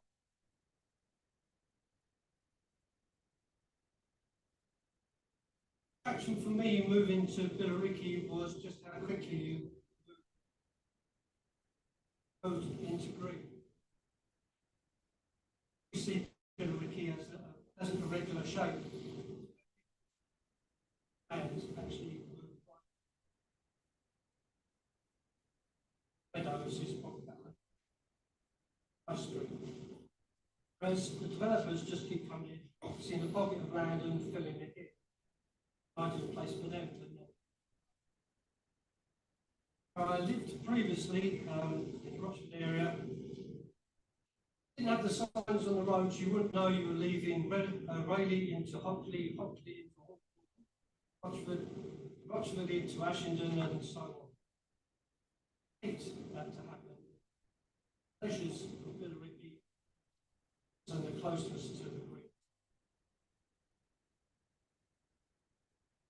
That's helpful. So I think what you're saying is there is a clear distinction between development and then green belt, and so you are perhaps suggesting me that the purpose, well, you've mentioned openness, I've taken that on board, but also you're asking me perhaps to consider that this is, the green belt here is assisting in safeguarding the countryside from encroachment and checking unrestricted sprawl.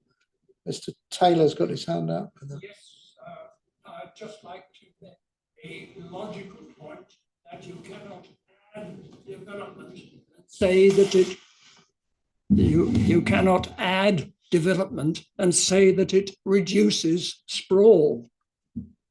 I hear what you're saying. I don't think that. I think they're trying to not say at all. that the effect is moderated somewhat. But yeah, hear what you say, Mr. Daw.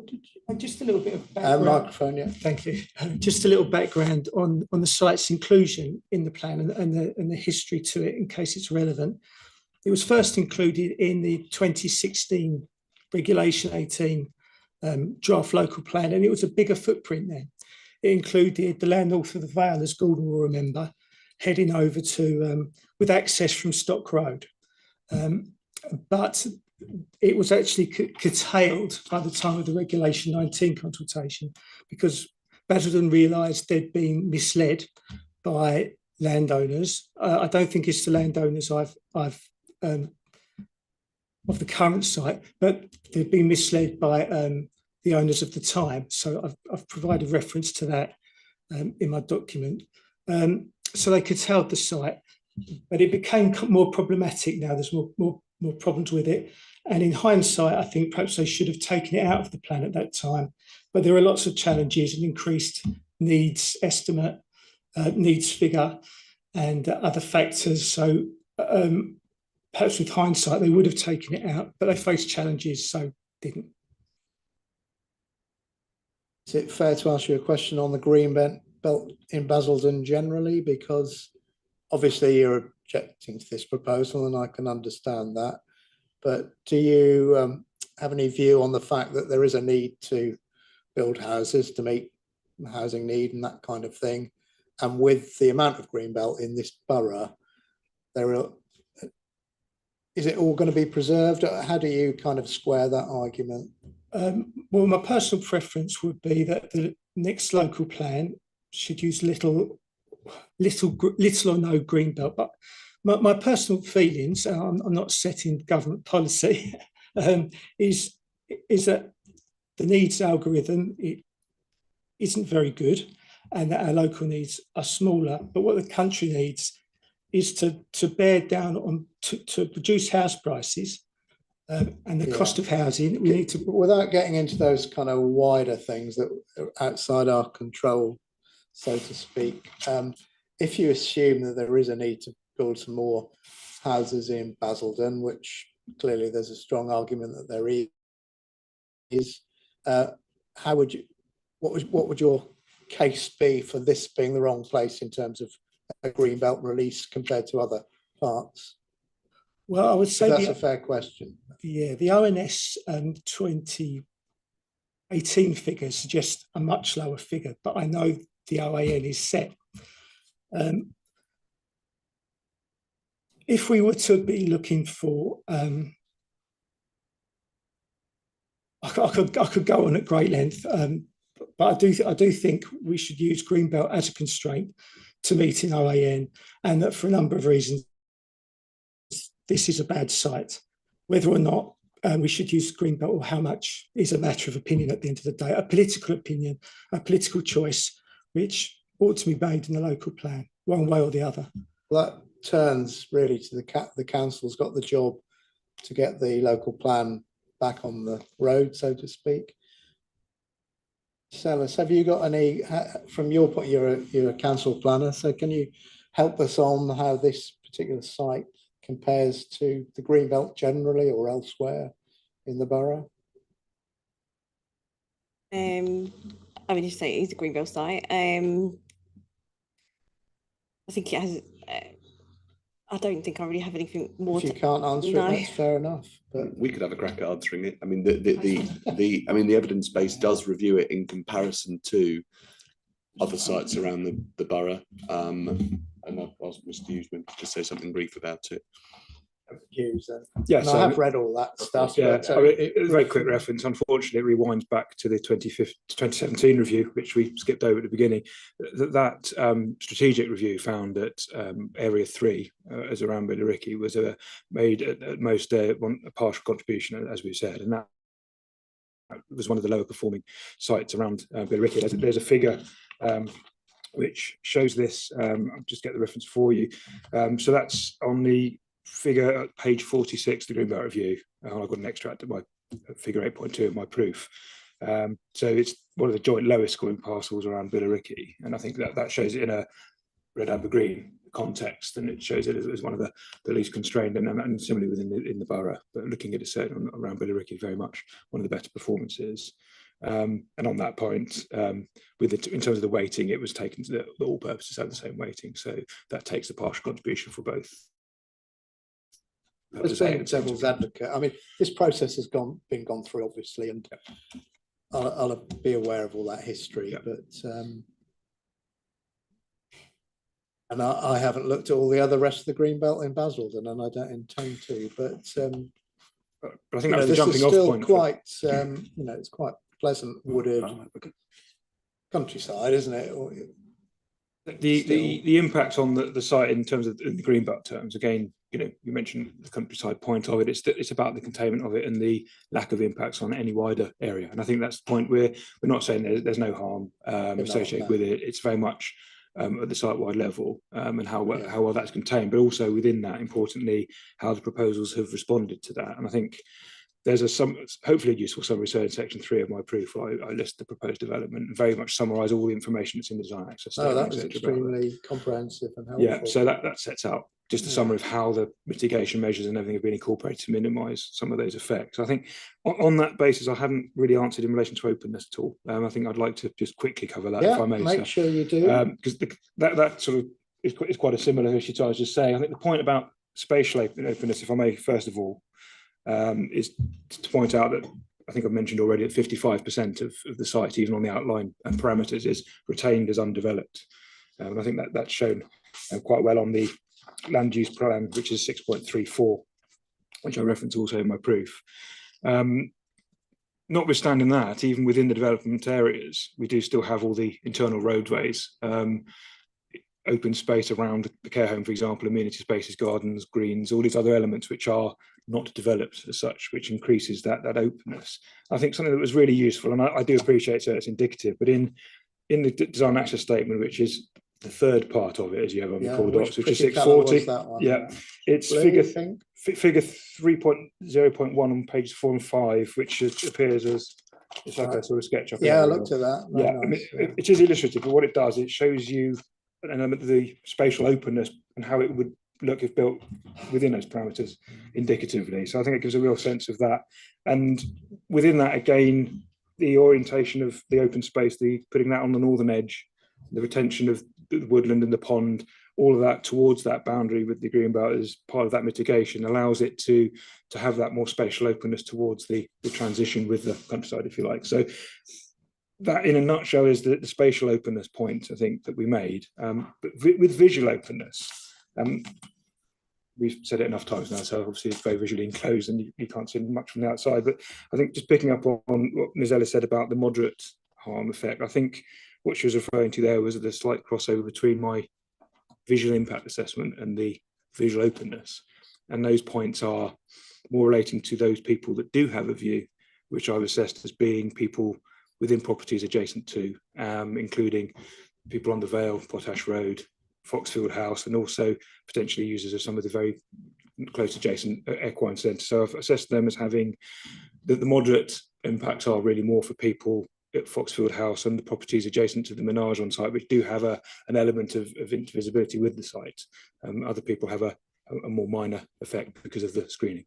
I'm going to mop up a few more contributions from interested parties and give you the opportunity for a final word. And if you've got anything further you wish to say, let me know. But could I just ask, Mr. Taylor first, and then ladies first. Well, you mentioned that there was a lower score, but you didn't mention why, Mr. Hughes. Is it possible that you could share why you feel that site has a lower score? In relation to what? Sorry, could you be more explicit? To score against? Unfortunately, I'm not technical. Yeah, there's lots of. I'm struggling a little bit with the technicality, unfortunately. I'm trying to avoid too much technicality. Yeah, sorry. Ultimately, it's a matter of judgment. If we say I lower, want to hear everyone's view because I've got to arrive at that judgment. Yeah. Yeah, and so I suppose that was one question, and I think, you know, bearing in mind that this is a site that at the moment could be beneficial and is beneficial for everybody, and if it's developed, it will be the preserve of the people living in the site ultimately. So I haven't really heard anything about mitigating that either.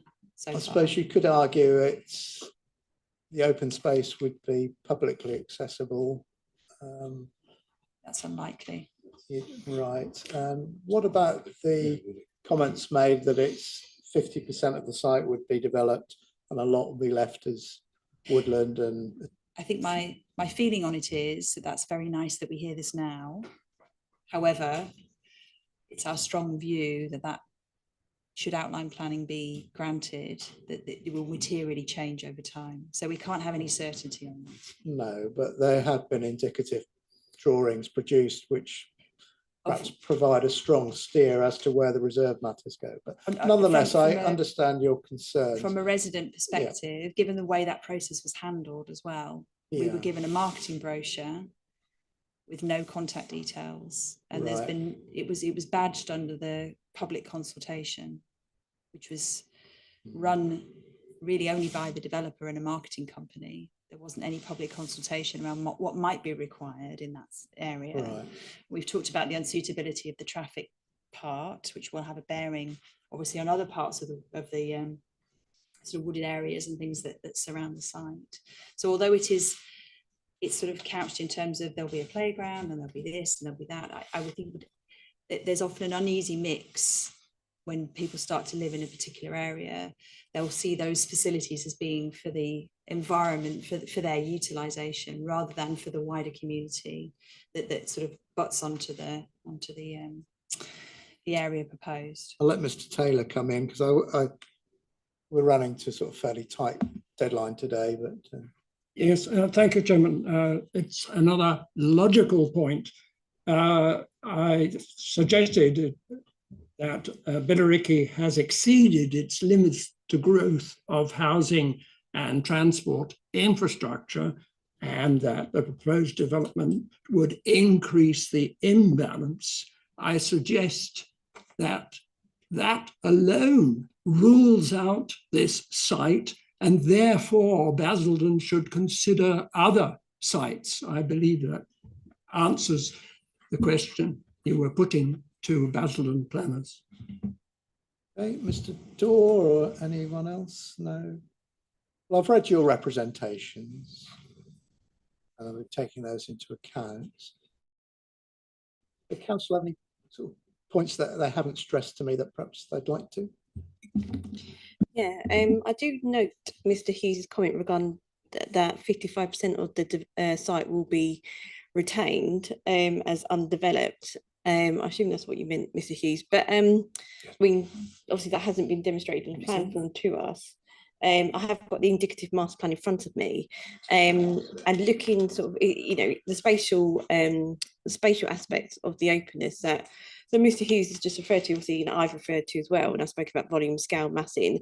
It doesn't just relate to that. You know, you also, I mean, at my proof 4.6, that paragraph there refers to sort of the hectares of site and sort of considering sort of footprint, such including roads, public footpaths, back garden space. Obviously, I see there are leaps, laps, and basins as well. So with regards to the percentage that Mr. Hughes has commented on, I mean, that hasn't been demonstrated in the plan form. So you're telling me not to buy that one?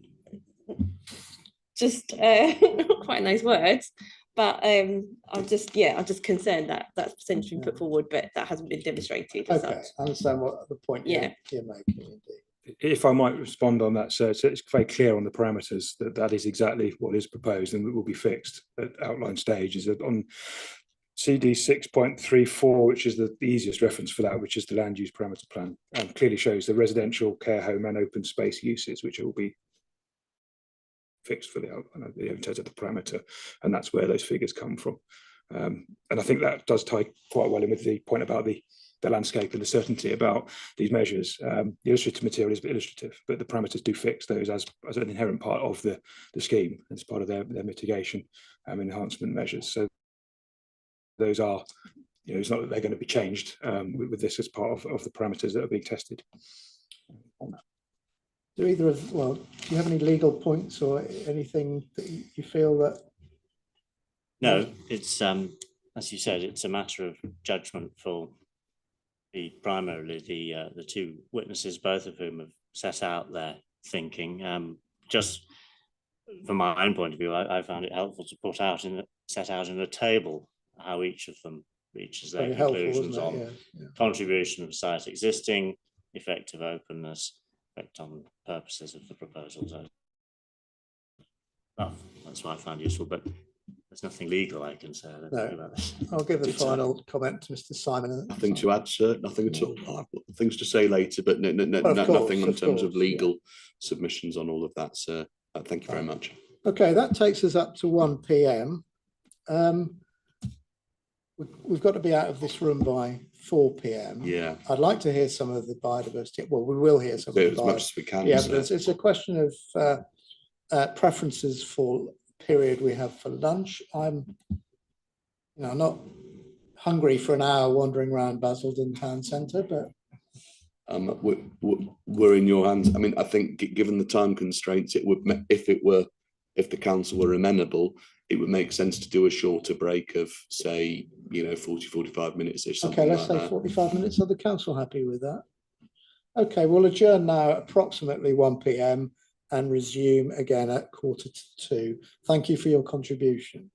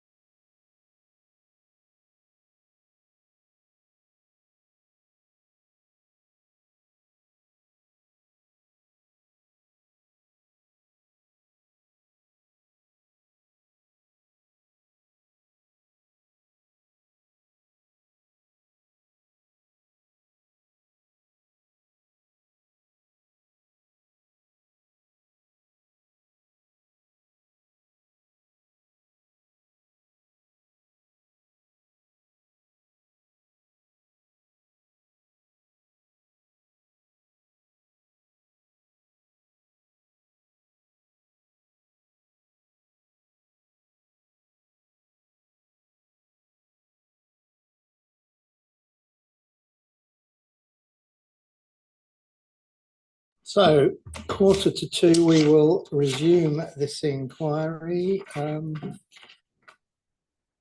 Any sort of points of housekeeping to raise? No, thank you. Either barrister. See, the new National Planning Policy Framework hasn't been published quite yet. Don't say that. Don't say that. You got I was March. frantically getting decisions issued. It'll. I think the one thing we can guarantee is it'll come out during the planning evidence for this inquiry. There's absolutely no doubt. I wondered that. Yeah. Okay. So in that case, we move on to the next item on the programme, which is hearing evidence from the council's ecology witness, Mr. Harvey. So I'll pass over to Mr. Atkinson to introduce us. Well, my first point was Mr. Harvey sits here. I'm content for him to remain there Yeah, that's fine. as long as everybody else is. Yeah. Are you not visible from there? Oh, there's a camera. Oh, I see. Yeah. Is that all right? Sorry. That's fine. Yeah.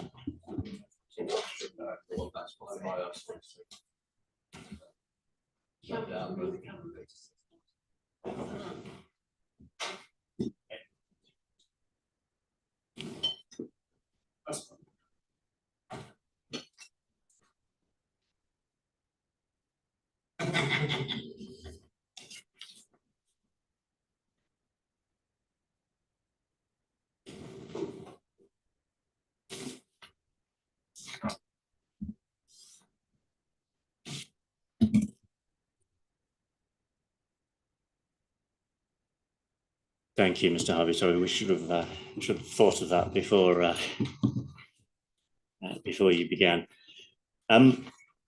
You're Neil Harvey. I am. And by way of introduction, perhaps it'd be best if I ask you just to read your paragraphs 1.1 and 1.2, setting out your qualifications and experience, please. Oh, okay. My name is Neil Harvey, BSc, and I've been a member of the Chartered Institute of Ecology and Environmental Management since 2004. I have a Bachelor of Science honours degree in Biological Sciences from the University of Wolverhampton. I've been a practicing ecologist since 1994. I am currently Natural Environment Manager with Place Services at Essex County Council, managing a team of consulting ecologists, arboriculturists and countryside managers. My early career involved a combination of wardening, practical conservation management work and ecological consultancy, but since 2000, I have been a full-time ecological consultant. My consultancy experience includes site assessment, protected species surveys and mitigation for development sites, habitat assessment for local wildlife site identification and review, and ecological planning support for local planning authorities, including attendance at public inquiry hearings. All right. Now, I'd like to begin actually with earlier this morning, a document was produced by the appellants, and quite properly, we were asked if we were happy for it to be referred to. So I understand the copy has been handed up to you. I'd just like to begin with a couple of questions about that document, if I may. And first of all, well, we have two sheets or something. First question is, do you know where this document comes from? I've just had an opportunity to find out. So this is a document produced by Natural Resources Wales, which governs statutory role of nature conservation within Wales. And this is the first bit. It's a longer document. It stretches to about 15 pages, I think, but this is the first bit of a document that is intended to guide woodland managers on assessing whether or not they need to consider dormice within their woodland management work. So this bit we've got is the very first stage. It's a longer process, which then goes on to, this bit's about really deciding whether you need to consider dormice on your woodland site or not. And then the process takes you through the full document.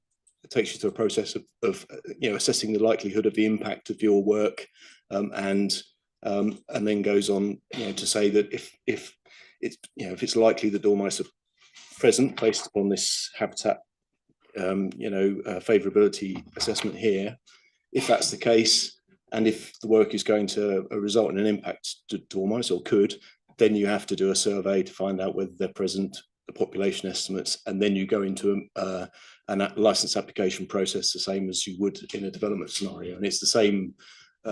It's the same form effectively that you would apply for a license with as you would for a development. I see, and you mentioned the NRW, Natural Resources Wales. Is that right? Is that the equivalent of English Nature? It's the equivalent of Natural England, as we yeah. call it now. Yeah. And you say this bit. You mean the 2 pages which we have forms an excerpt of a longer document? Yeah, it's the start of a process effectively. So, and it's headed woodland management. Is this specific to woodland, or is applicable elsewhere, would you say? Looking at the habitat features here, it's very much weighted towards woodlands and primarily woodlands, the larger size commercial woodlands effectively. This is aimed at people who are managing woodlands. And you say, looking at the habitat features, do you mean table 1? Table 1 on the reverse of the sheet, yeah. So yeah, some of these are very, very specific to types of woodland, talks about the presence of conifers, talks about rose, shading, yeah, all those kind of things. And given that, I'm sure you'll be asked further questions about it, but from what you've ascertained, is it relevant? Is it of assistance, particularly to this case? Well, it doesn't seem to be that relevant, but because, I mean, Natural Resource Wales, their authority is restricted to Wales, so there is no equivalent of this, as far as I'm aware, in England, produced by Natural England, and it is for a very specific purpose. It's about helping woodland managers to determine whether or not they should apply for a license or not. So I don't really see the relevance to the situation that we're talking about. Okay, well, just finally on this, I notice the final sentence of the excerpt we have refers to the Dormouse Conservation Handbook 2006. That's the same document, is it, which you append at your Appendix 1? It is, yeah. To your proof. It is, yeah. All right. Good. Now, in your proof, you helpfully summarize the 5 reasons why you say essentially that a license for activity on a site where there are dormice is unlikely to be obtained. And we've heard that that's the sort of question behind everything really which we're considering. And you set out those summary reasons at your proof, paragraph 315. And I'd just like really in chief to go through each of those and for briefly for you to say a little bit about each of them. Dealing with the first one then, you say the value of the site's population has been understated. How do you say essentially that the population value has been understated? Well, I mean, this is obviously clearly based on the information that's been presented to me. So in the ecological assessment that was submitted with the application, in section 5.3.3, so that has a CD reference, doesn't it? 6.30. Thank you. 6.13. Thank you. So that describes from the outset in terms of 5.3.3. So it describes the outset the presence of a relatively high population of dormice, and that's, in the words of the ecologists, presumably put together that assessment based upon their survey results. And I think, I mean, what I struggle with really is the way that, and I think that's associated with the fact that the survey results show dormice, distributed across more or less the whole site. There are one or two small exceptions, but they're, the presence is widespread across the site. And I think I have difficulty getting from that picture towards then the way that the site is described as having local importance for dormice, and that there would be a low to medium population. So, I mean, part of my contention there is that while the survey that was carried out was perfectly within the guidance in relation to presence or absence surveys, then I don't really think it was sufficient to be able to determine a population level, and I think I've referred to that through my proof. Really, I don't know if you.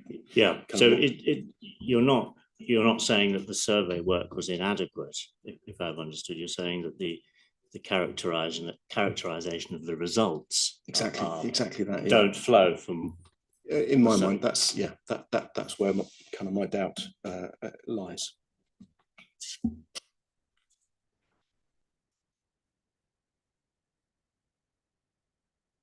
Okay.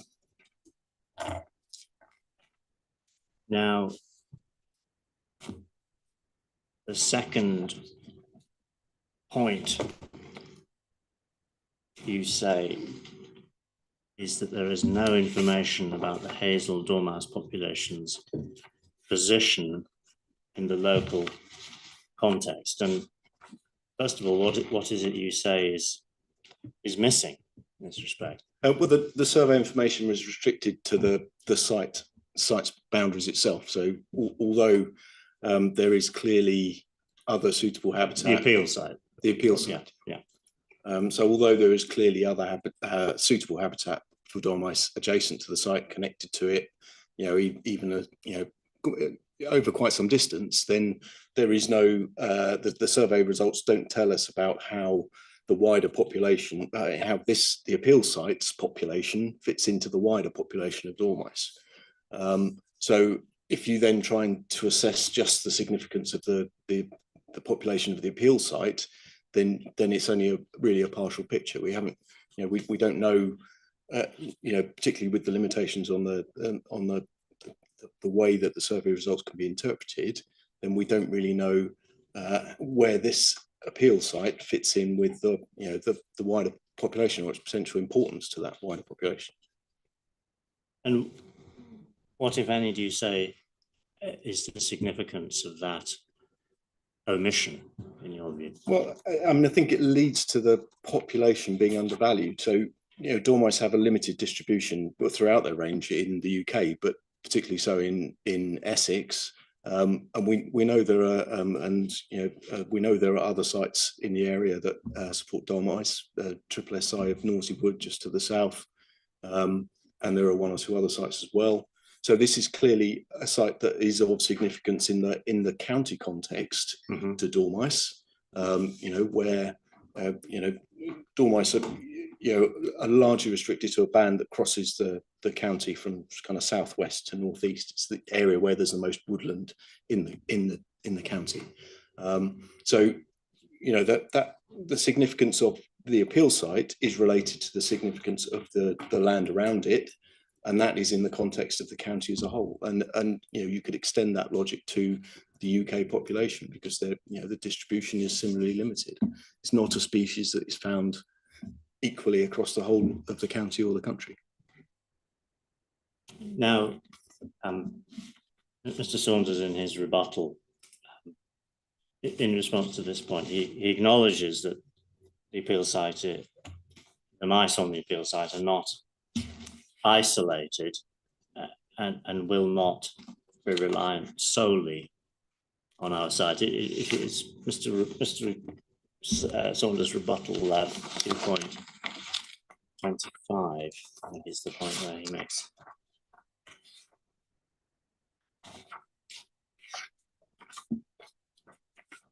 Yeah. Sure about that reference, but he does address. He does make that point. How would you respond to that? Well, I think there's an alternative way of looking at it, which is really that the animals that are present on the appeal site are part of a wider population. So it's equally likely that some of the habitats within the appeal site are being used at times by animals that are located outside of the appeal site.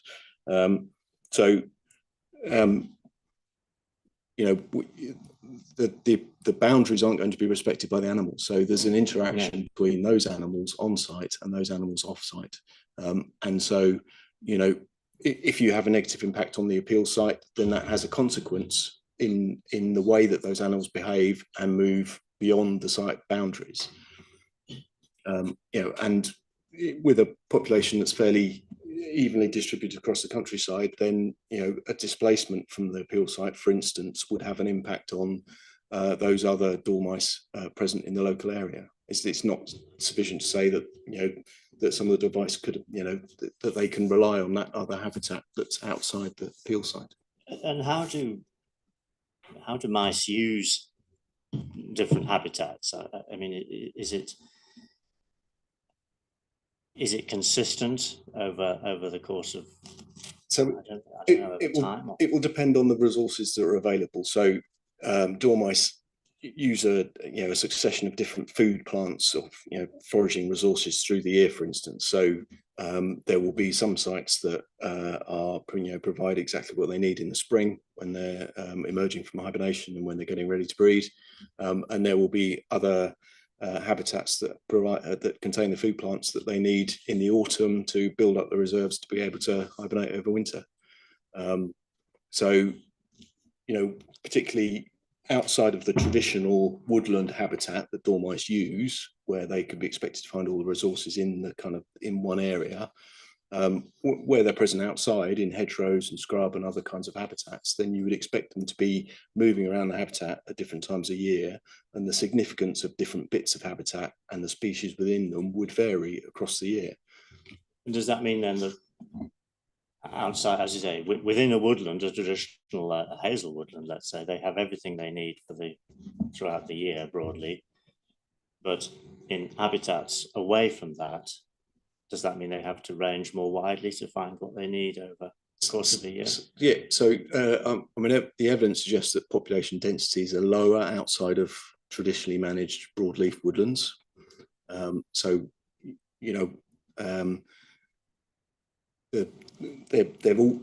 population density of dormice is always low. That it's not an intensely there aren't large numbers of dormice in a particular area, so the density is quite low, and the extent of the resource that each individual dormouse uses will depend upon the resources that are available to it.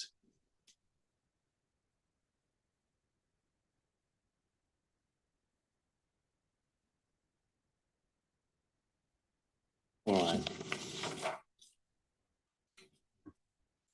Now, the third point, I don't know if it's related to the one we've just been talking about, but you say the impact assessment doesn't consider the change from rural to urban. What do you say, first of all, is the significance of that and failing to acknowledge that change? So I think the assessment tends to look at the habitats themselves and say, well, there's this amount of habitat before, there's this amount of habitat after, this is better quality, this is worse quality, however it's assessed. But there is also an impact of a change in the wider landscape. So if you suddenly have a housing development in the middle of an area that was previously relatively undisturbed, semi-natural in its habitats and character, then there is a shift in the way in the pressures that apply to the population and the way that the animals are likely to use it. So I think examples I've given in my proof are things like lighting, where with just the introduction of lighting, however sensitive it is, changes the environment in which those animals are living. So while it might not prevent them from occupying a particular piece of habitat, it certainly may deter them or make them preferentially choose somewhere else. The other main example that I gave, I think, was in terms of predation by domestic pets, particularly cats, which, with the close proximity of housing to dormouse habitat, is likely to be higher. Now, again, in his rebuttal, Mr. Saunders does address this, and first of all, he prefers characterization of the site. This is his 227 rebuttal. Prefers to characterize it as semi-rural, I think, on the basis that there have been a number of dwellings, which clearly it's not entirely undeveloped. And then he he essentially plays down the effect of cats predation, apart from what sounds like an unfortunate incident in Suffolk at one point. The Suffolk example is quite an interesting one because again, it's a very different scenario. Dormouse population in Suffolk is restricted. It only occurs in the very south of the county, and it's predominantly in more rural areas. So it's along the Stour Valley. It's where there's a greater concentration of old managed broadleaf woodlands, and the population there is associated with those kind of habitats. So there isn't such an interface with truly kind of urban conditions in Suffolk. Is that why it's had so much attention? It's the reason for the sparser population in Suffolk, is that essentially because it's a little bit too far north? It seems to be that the bulk of the population is in the south. It's a historical one associated with woodland character, as I understand. But I mean, there is also evidence that population has retracted over certainly the last 100 years or so. So it would have been more. They would have been more widely distributed in the past.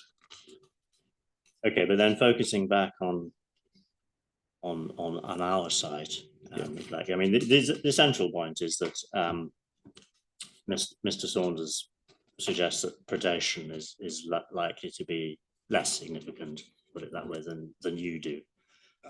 How would you deal with that? So I think, I think the evidence is unclear. I think Mr. Saunders references another study at 2.32 of the rebuttal of his rebuttal proof, that talks about only 12 out of 4,270 prey items were in the dormouse family. I think that's one study. I think the results from that were from 618 households in total, so not a huge sample size, and obviously we don't know any information about where those households were in relation to dormouse populations. So with a species that has a restricted distribution, there has to be some kind of potential for the cats to predate dormice for them to actually bring some back. So I it's an interesting study, certainly, but again, I think probably the evidence is not as maybe clear as is suggested overall. I think I think those are the two kind of references given, but I don't think there's an awful lot more than that I can see that has actually examined this and quantified it in a variety of specific situations. It's very much about asking people for their experiences. All right.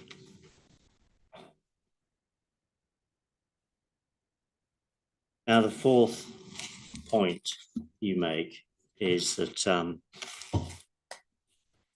the mitigation strategy as proposed for this site doesn't reflect the time it would take for a new habitat to become beneficial habitat for the mice.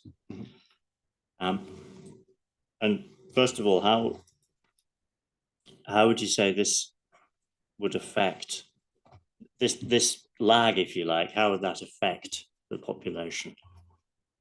I think that there are sort of two related effects in a way. That one is that there is just a change in the environment that the animals will have to get used to. So is that the point you're talking about? The more urban, physically, if you like, spatially, there is a change in the population in the layout of the environment. So animals that are used to finding, knowing where the resources are that they need at particular times are then put into forced to go into a different part of the site, into different habitats.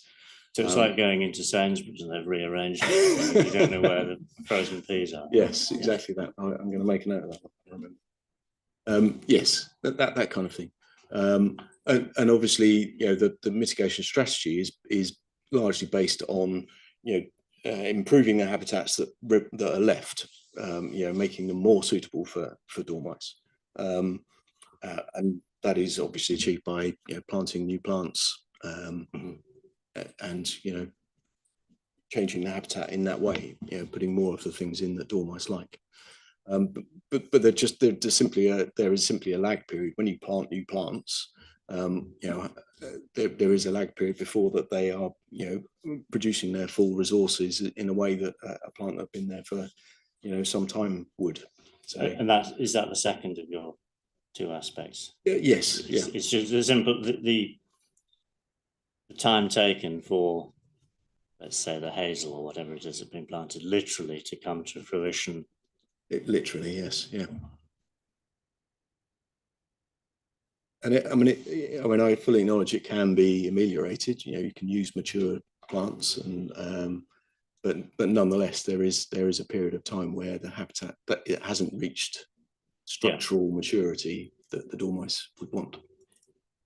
Now, again, there's something which Mr. Saunders, to be fair, has addressed in his rebuttal. He says a number of things. And first one as well, they're going to be providing more nests. It's 241, onwards to 248, and he says within that section, well, more nesting will be provided. Would that overcome your concerns about the lag? Well, I mean, it obviously would provide some compensation for the locations, the places of shelter that the dormouse would have used previously. So the nest boxes give them somewhere that they can build their nests and quite happily exist. And I'm fully aware that this is an approach that is used in dormouse mitigation, and it's based upon increasing the ability of the site to support dormice, in terms of population size. So I think, I don't fully understand the logic behind it, because obviously that's only one aspect of the dormouse's requirements. They need foraging habitat, and they need structural diversity and being able to move around their habitat as well. So what is it? Sorry, you don't understand the logic. The logic of simply putting nest boxes into a habitat improves the carrying capacity of the site. And I think it's an acknowledged principle. I'm not saying that it's wrong, but I think what it does do, I think it's more weighted towards woodland sites again, but I also think it doesn't entirely reflect the impact of a change in habitat on dormice. And is that for the first reason you raised, the aspect of the point in terms of it is the change in environment. So the habitats within the environment in total, and the impact that has on the individual dormice in that situation. Okay, well, Mr. Saunders doesn't just say more nests. I mean, he talks about planting as part of the mitigation, quite well established or more established plants, so that they would bear fruit sooner, and also supplementary feeding. Yes. What would be your response to those? Yeah, I mean, obviously that would help. Supplementary feeding, again, I think it can be problematic in my understanding. Then the supplementary feeding isn't a straightforward thing, because I think wild dormice, it's been shown in captive dormice to be useful when they're releasing captive dormice into new sites. So when re-establishing populations in areas where they've been lost, then releasing captive bred dormice, who are used to a more varied diet, then I think it can be very useful as a method. What my understanding, having spoken to various sort of national experts about this in the past, is that with wild dormice who haven't got the taste for cut up fruit and other kind of more domesticated sources of food, then it's less effective,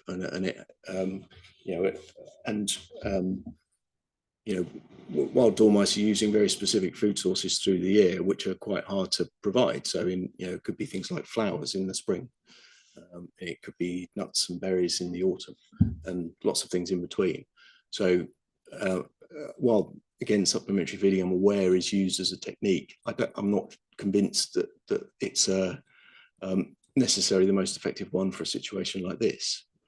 So I think, again, all of this is not to say that it can't be done, but I think, you know, where I'm coming from in this is that, you know, I don't feel that there is sufficient confidence that in this case it would be done, you know, it would be sufficient in order to obtain a license.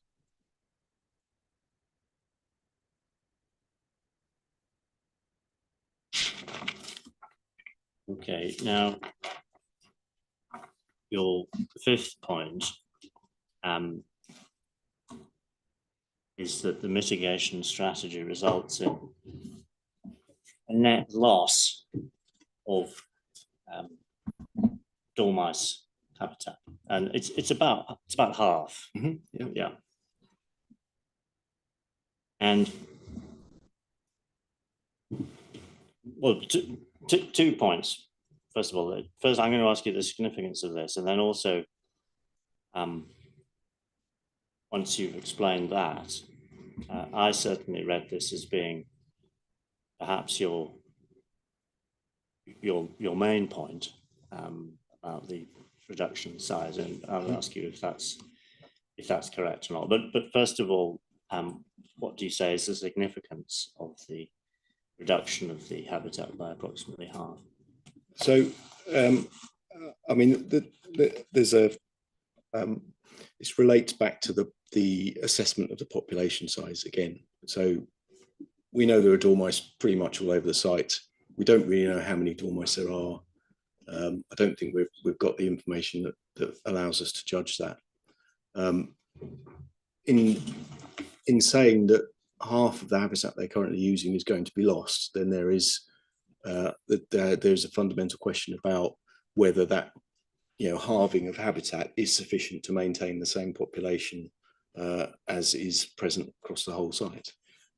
And, you know, while that to some extent relates to the quality of the habitats within the site, you know, there is evidence that actually population density outside of woodland sites in particular is fairly consistent, irrespective of the quality of the habitat that's present.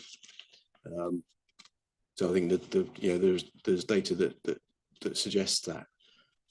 So I think, you know, the mitigation strategy relies on the fact, on this relationship between high quality and low quality habitat, which I've tried to set out in my proof. I don't think there's any real basis for that, certainly in terms of the license application process, which is obviously what, you know, what we're having to consider.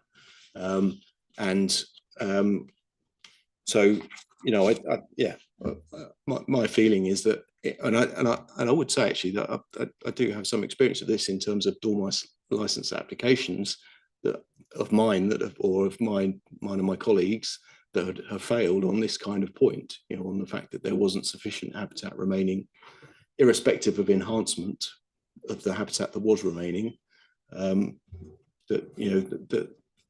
we weren't granted a license because there was judged to be insufficient remaining habitat area after the application. Now, I mean, that's a personal experience. But yeah, you know, I think what this builds for me is a picture that of the way in which Natural England are looking at licenses, and that it isn't a fait accompli that a license will be issued. You know, that I think there is a deeper consideration of the impact on dormice populations, and I think just with the information that's been presented to us, then that was, you know, the issues with it, as I could see them, were sufficient for me to have that doubt. Yeah.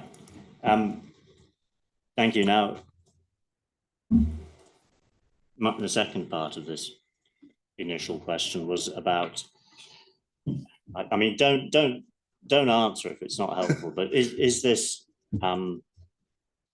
essentially your biggest concern about the mitigation strategy, is the simple loss of quantum of habitat? Yeah, no, yeah, I think it leads on from the other concerns. It's a related concern, but it does kind of sum up really in that way. Yeah, it is the essence of the issue. So Yeah. All right. Now,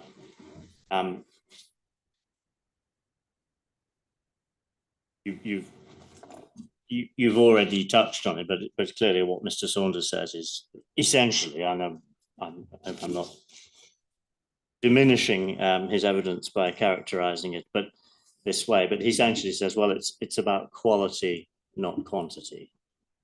So he says, well, yes, we're losing half the habitat, but what we're replacing it with is better than what's been lost.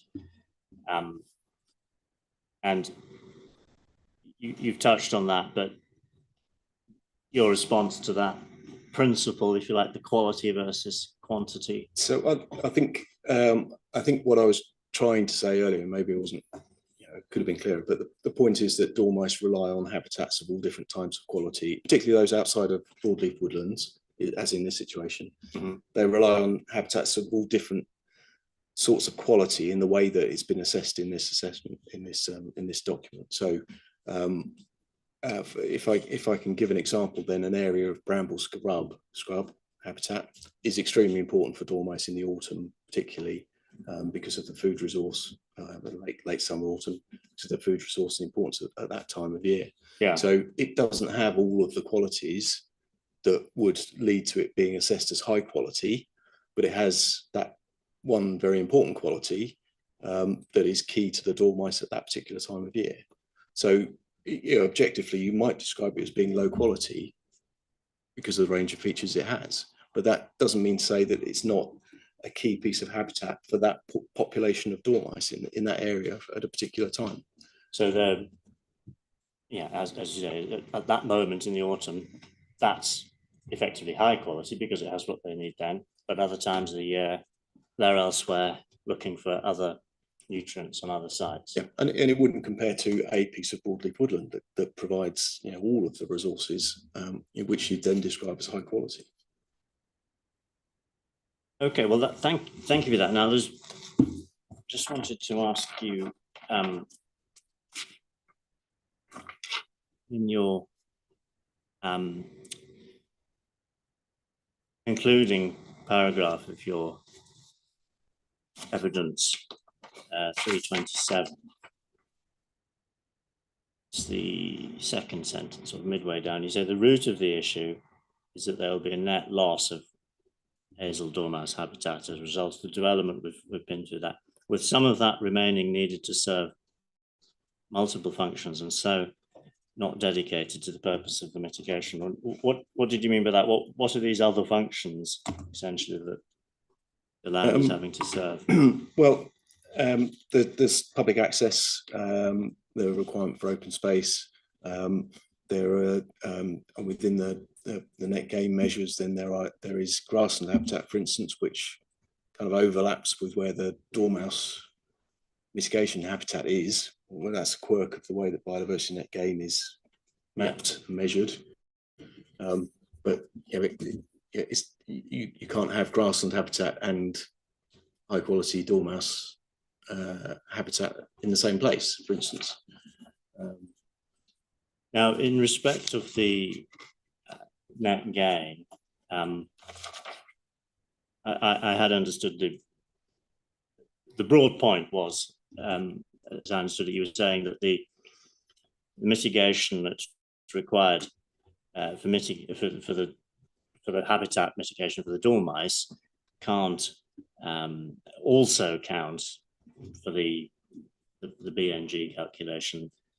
I understand that has been dealt with now by Mr. Saunders. He recalculated with his rebuttal. And has that point fallen away? I think, yeah. I mean, I think the detail of the biodiversity net gain calculations we could probably have a session, a week-long session on just that alone. But broadly, I think the information that accompanied Mr. Saunders' proof was the biodiversity net gain plan, which we hadn't seen before, and that provided the detail of off-site mitigation, which kind of does satisfy that point. I think Mr. Saunders rightfully points out that the additionality point that doubling of habitat purposes, you can use that to get to a position of net zero.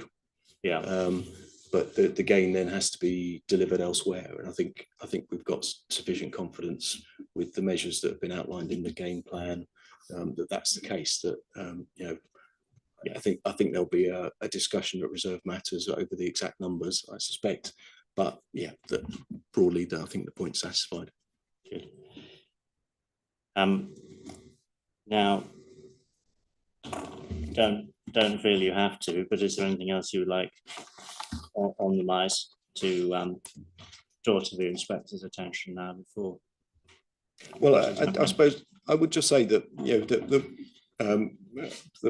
the company that I work for specialises in supporting local authorities, and the interpretation of things like dormice presence and licensing is rather different from that of a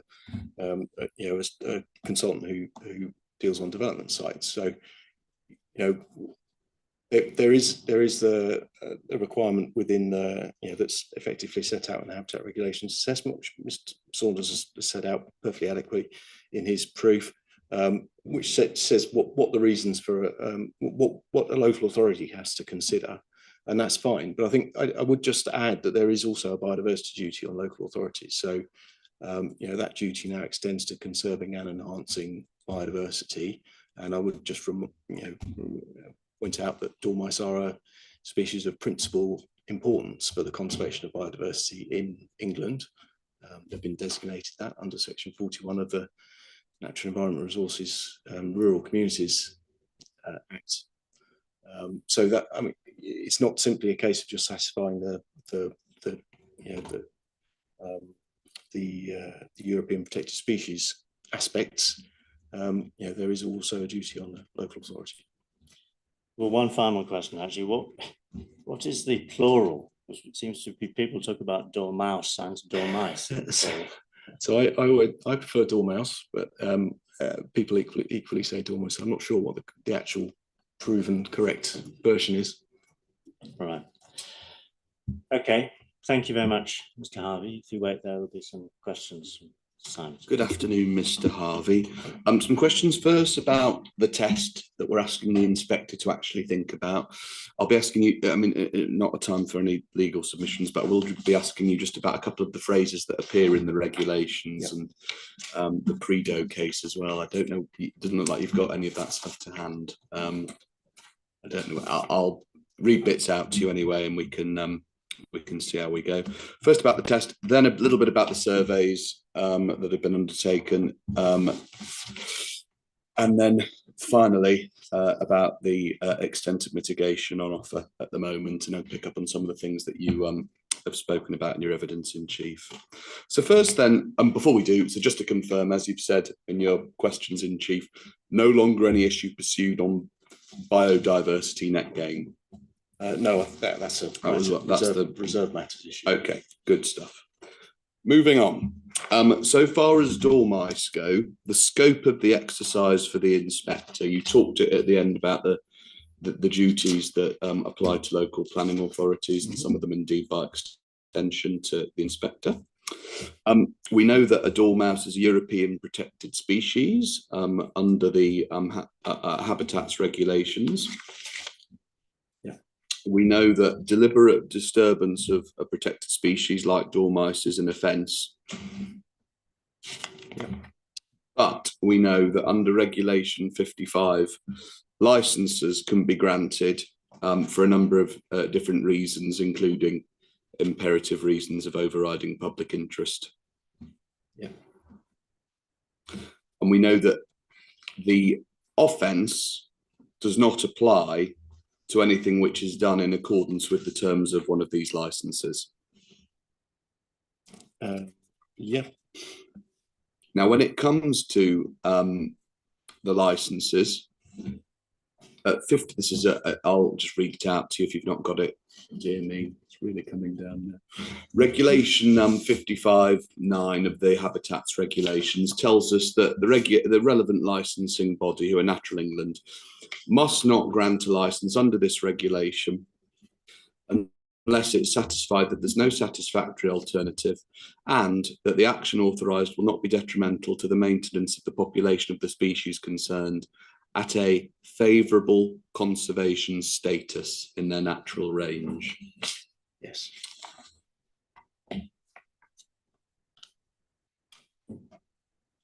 What does that actually mean? I should say regulation 9 of the habitats regs, which I won't go into in detail, tells us that in general, authorities, which include planning authorities and including the inspector, when exercising functions, have to have regard to these requirements, including the requirements of the Habitats Directive, which are relevant to the exercise of their functions. Yeah? Yeah. How do they actually go about doing that in the real world? It's summarised in the Predo case that you've got, sir, at core document 10.04. And again, just to lay the table for the questions that I'm going to ask you about later, the court starts thinking about, it's called document 10.04. I'll read out the relevant bits to you, Mr. Harvey. I know you've not got, I haven't got you given a copy of the Core documents at all. maybe not.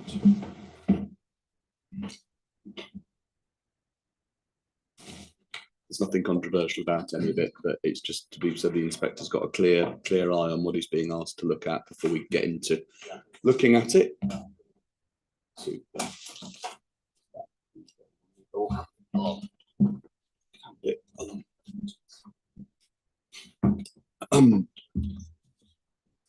You turn into the judgment at paragraph 81. It's on mine, it's on page 17.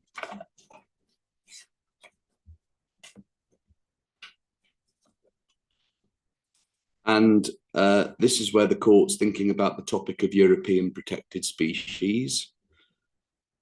There's a reference on page 18 to the Supreme Court's judgment in a case called Morge. Reference to what Lord Brown, you see halfway down, Lord Brown not agreeing to what the Court of Appeal had said. And towards the bottom 6 or 7 lines of the bit of page 18 that Lord Brown's being quoted, it says, now, however, I cannot see, he says, 6 or 7 lines from the bottom, I cannot see why a planning permission, indeed full planning permission, save only as to conditions necessary to secure any required mitigation measures, should not ordinarily be granted, save only in cases where the planning committee conclude that the proposed development would be likely to offend Article 12 and unlikely to be licensed pursuant to derogation powers. Do you see? Yep. That's what Lord Brown says. At paragraph 86, the court refers to a case called Woolley, where a High Court judge, or someone who was sitting as a High Court judge, says that the real test is, do you see in the second sentence there that if it's clear, or perhaps, this is the second sentence of the bit that's citing Woolley, if it's clear or perhaps very likely that the requirements of directive cannot be met, then the authority should refuse permission. That was what the Woolley case said. Yep. But that, to cut a long story short, was not correct. And that's confirmed at page 24.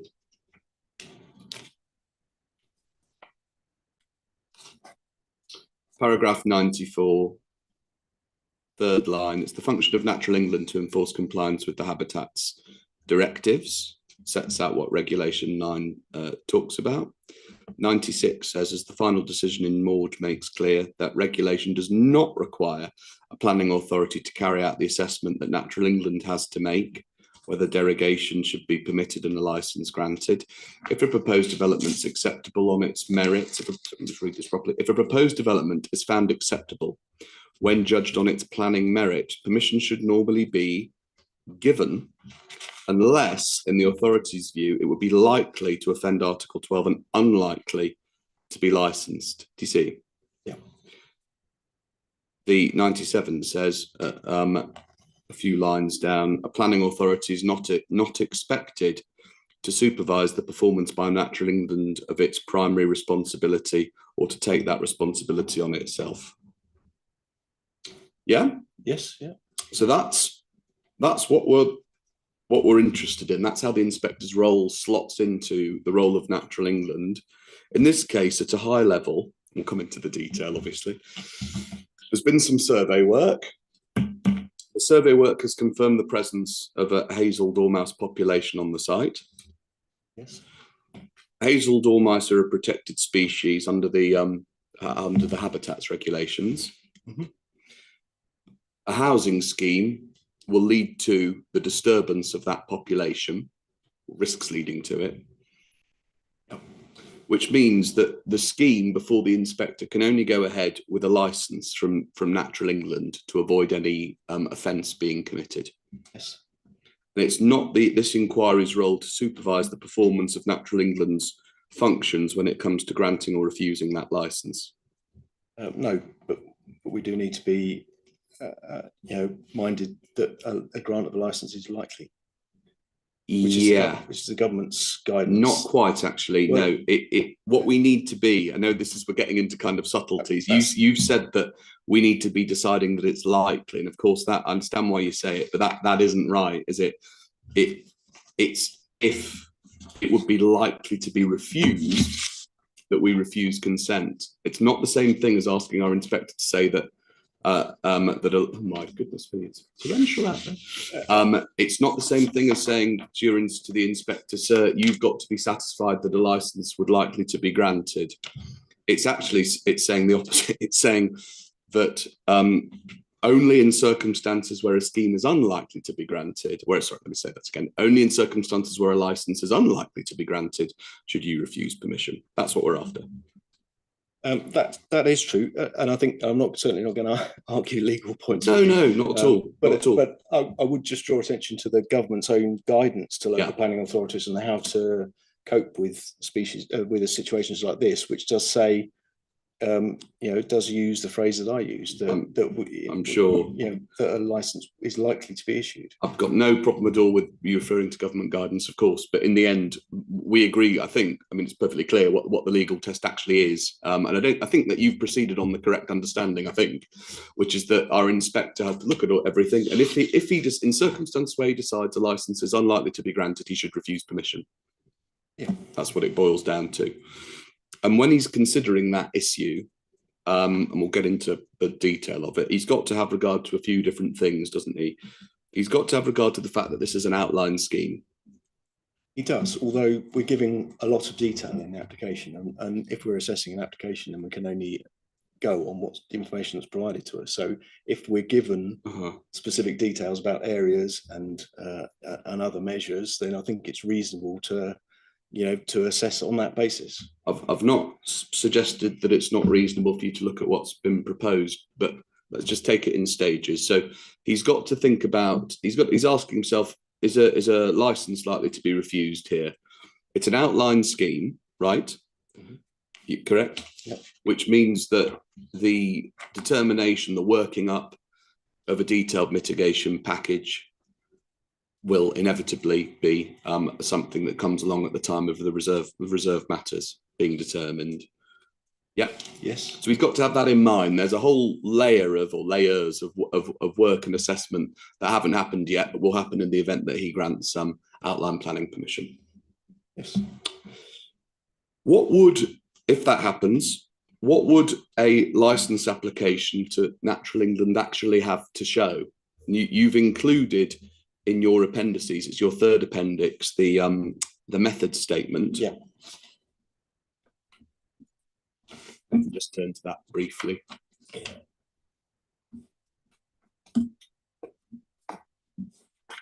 You can hand that one back. We'll just grab that off.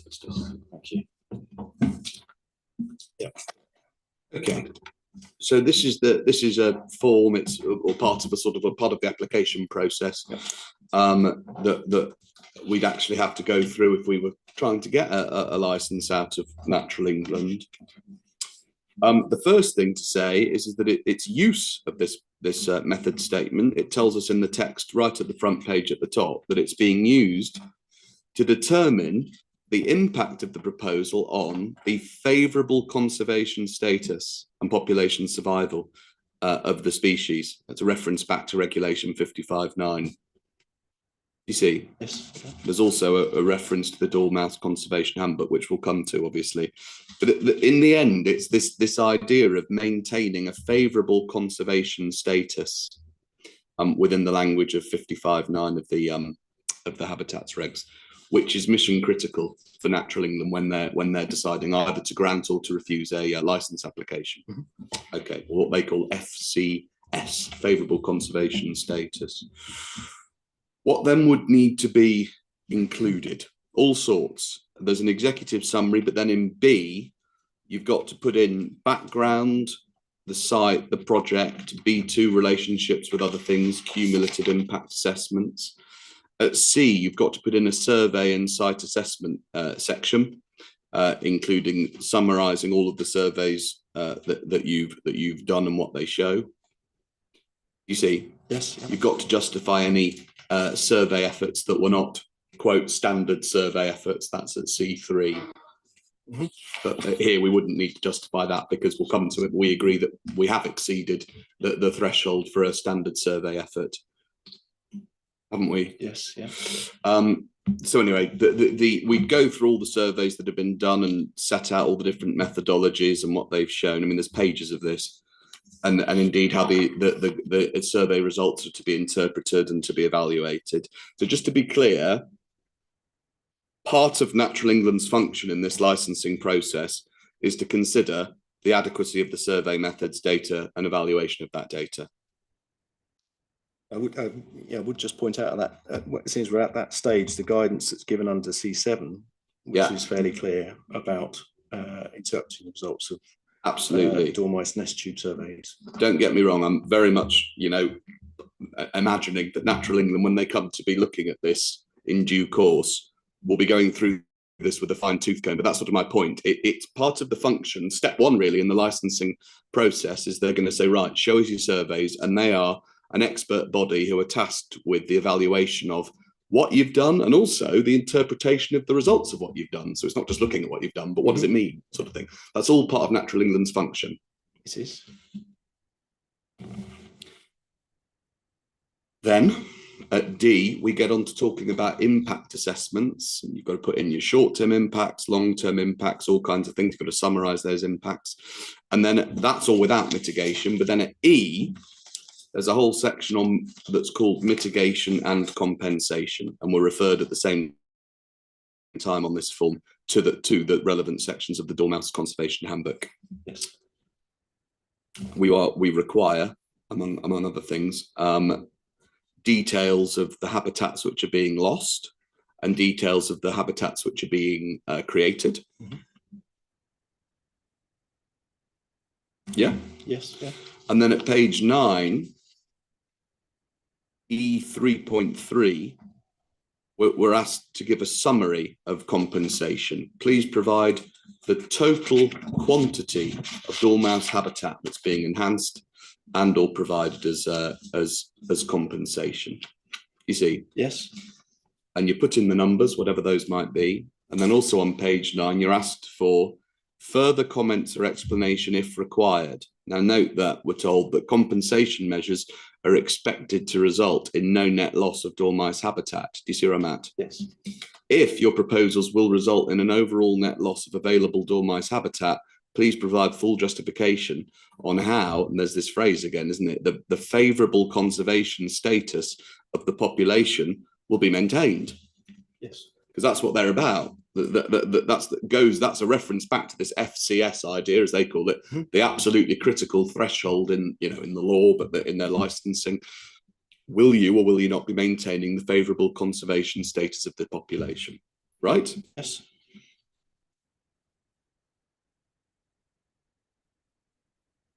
Maintaining favourable conservation status is in the end an absolute requirement if you're going to get a licence. Yes. Or else you're going to be refused. Absolutely. That's absolute. But Natural England recognise that you can meet that requirement in cases where there's an overall net loss of available dormice habitat. Yes, it is possible, yeah. So we agree, although this is in the end, as you've just confirmed in chief, the main thrust of your argument is that there will be a net loss here, which there will, quantitatively, hate that word. We agree that that is not an absolute requirement for a license to be granted. That comes down to what your justification is within the meaning, to use the language of this form. It does, although there is fairly strong guidance within the license application form and elsewhere that it is expected that there will be no net loss of habitat. Well, it does say that. It's not. It's more. I mean, it says they're expected no net loss, as you say, but it does say that if there is a net loss, yes, you don't get refused. You have to justify it, and they'll consider the nature of your justification. Yeah, absolutely, but so that's what it comes but down to. In determining whether or not it is likely that Natural England will issue a license, then these are things that how else would you consider it? But looking at the way that they would consider it when they receive the license application, and what they would do when they the guidance around that in terms of government guidance, in terms of the Dormouse Conservation Handbook, and in terms of the advice that's also on the application form itself, which says that it's expected there'll be no net loss of habitat. Well, absolutely. We'll look at the Dormouse Conservation Handbook. We'll get there in a moment, but that doesn't require no net loss of dormouse habitat. Well, what, the Dormouse Conservation Handbook? Yeah, it does. I mean, you'll no doubt take me to the correct section, but no, I'm not going to, because there isn't one. It does not require the absence of any quantitative loss of dormouse habitat without reference to quality. This is what in the end it comes down to. As it was said to you in examination in chief, you say that that if you like, the no net loss principle is absolute, essentially. What it does say at 5.6.2 under the heading key principles of mitigation is there should be minimal net loss of suitable habitat. Minimal, suitable, exactly. Not any particular quality, but suitable habitat. Exactly, well, we agree on that. There's minimal net loss of suitable habitat. I'm not asking you a question at the moment. 50%, it probably isn't minimal, I think, is my contention. That is, you're doing a few different things there. You're assuming what suitability means in that sentence. It doesn't say all habitat, it says suitable habitat. And we'll come on to what the Conservation Handbook says about the different levels of suitability for dormice. And also, I think we're agreed, so I don't expect it to be agreed, but you tell me, the Conservation Handbook accepts that there are circumstances where you can have an acceptable mitigation package, which involves the net loss of habitat. Yes. And so does Natural England. Yes. Well, that's all I'm saying. So that means that simply because, just isolating this point on its own, I'll come back to the other ones, simply because there is a net loss of habitat doesn't mean that a license will be refused. It depends on the circumstances. But if we go back a step, if I may. When you say no, I'm so sorry, you could certainly go back a step and just tell me whether you agree or not. So let's just say, if you say I agree or disagree, just to be absolutely clear, we agree, do we, that simply because there's a net loss of habitat doesn't mean that a license is going to be refused? I agree. Yes. Thank you. Sorry, you were going to say. Just taking a step back and if I can refer to government guidance on how local authorities should assess impacts on European protected species in particular, that part of it is also about one of the criteria it talks about is that there is no satisfactory solution that will cause less harm to the species, for instance. Sure. And we're also, it's not a matter for me really, but it's in the public interest to build a new residential. That's part of the. That's all very, very interesting, but it's not about what I was asking you. But it is about how as local authorities, as supporting local authorities, we should be assessing information with regards to European protected species and proposals. Again, that's all very, no, it's not really what I'm asking you about. What I'm asking you about is this test that is in the end the test for the inspector to deal with, which is easy. You're asking to find that it's unlikely that Natural England would grant a license. And hang on, I've not finished. You said that repeatedly. That's your position. Okay, fine. That's what you say. But the key thing that you're relying on in order to make that, and it's not the only thing, we'll come to all the other things, but the key thing is, the most important thing apparently, is that there'll be a net loss. But we've agreed that Natural England, and you've repeatedly agreed it, will not refuse a license simply on the grounds that there's a net loss. The question is whether or not you can justify that favourable conservation status will be maintained.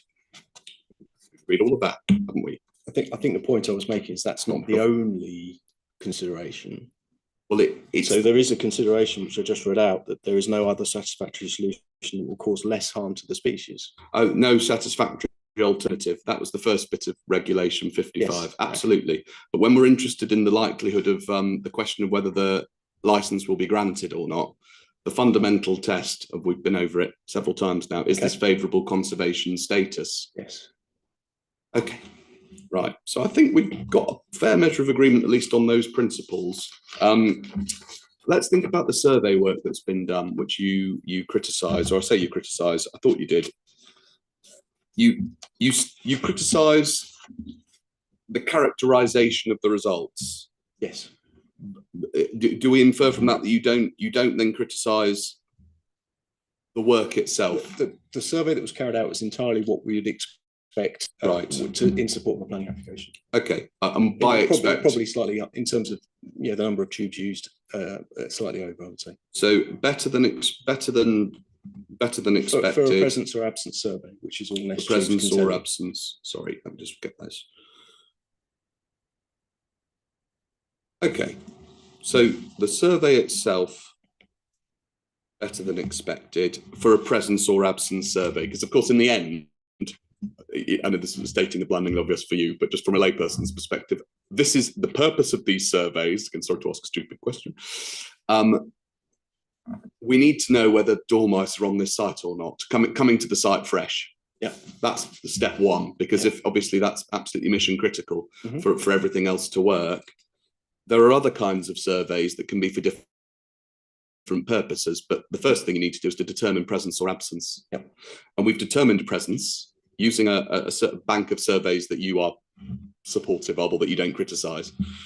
And we've then assumed on the basis of that we've assumed a few things, all of which we'd have to do, I think, any time that you do surveys for a particular site. We're assuming that we've not found all of the dormice wherever they may be. We've taken that sort of precautionary assumption because of the limitations of the survey mechanisms that one uses. And we've assumed that the dormice don't stop at the notional red line, that by the nature of their behaviours, that they connect to other sites in and out of the site as a wider connectivity. Yeah, I mean, that's not referenced in the survey itself, I don't think, but yeah, I think that's acknowledged somewhere. The key that we're going to have to show Natural England down the line is that what we're doing in terms of mitigation and indeed compensation will maintain the favourable conservation status of this dormice population. Yeah. And so that's why I think most of the things I need to ask you about are more focused on mitigation than on the survey stuff, because in the end there are dormice there. We know there are dormice there. We assume that there are even more dormice than the dormice we found. And so the question is, well, what are we going to do about it, really? Will Natural England, are they likely to be content or not with the approach that we're taking? All right, well, I will not then ask you any more questions about surveys. Quite a few things out. Other than to say one thing, the surveys were restricted to the appeal site itself. Yes. You criticise us for that? Do you? I'm not sure. I think best practice would say that you would extend outside the site. Right. Is there any guidance that you point to that requires off-site surveys? Yeah. So the issue we have with Dormouse Conservation Handbook is it's very old, and not just that handbook. Anyway. Yeah. There is established practice, but there isn't published guidance. Right, we're expecting it. Let's just take this in. Sorry to interrupt. I really don't mean to interrupt you. I keep thinking you've stopped. Please stop me. And if you're talking, just I will shut up. It's Natural England themselves in their method statement that you append that refer us to the Dormouse Conservation Handbook. Yes, that remains. It is 2006 or whatever it is, but it's the handbook that they continue to use when assessing license applications. Yes. And they don't require, it doesn't require off-site surveys. It doesn't, no. All right. Well, then we're unlikely to be refused a license, aren't we, on the basis of a failure to conduct off-site surveys. Okay. Anyway.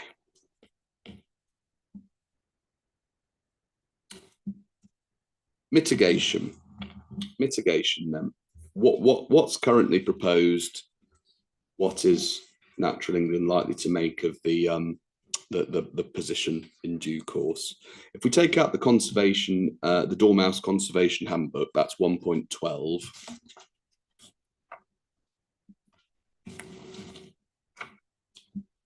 it's also in your appendix. You've got it separately. It's appended to your proof as well, but it's also a core document 1.12. Now, page 11 is section 2.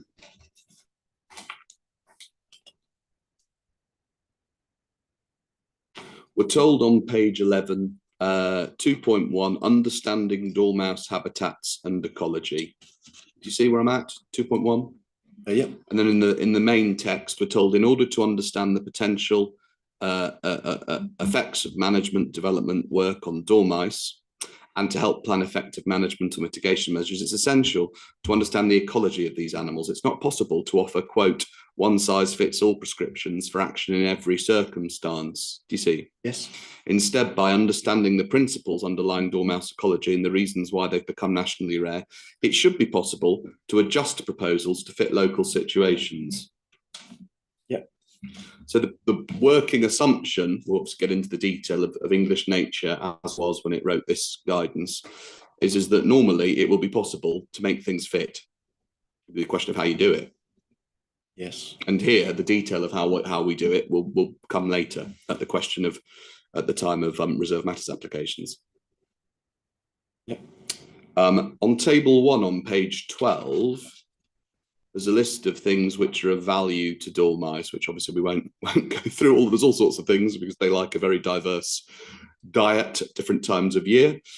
Top of the tree is hazel for understandable reasons, which is said to be very valuable, albeit not essential for the dormice, for dormice. But there's all sorts: oak, honeysuckle, bramble, and all kinds of other things as well, including things like blackthorn, hawthorn, fruiting plants as well. Yeah.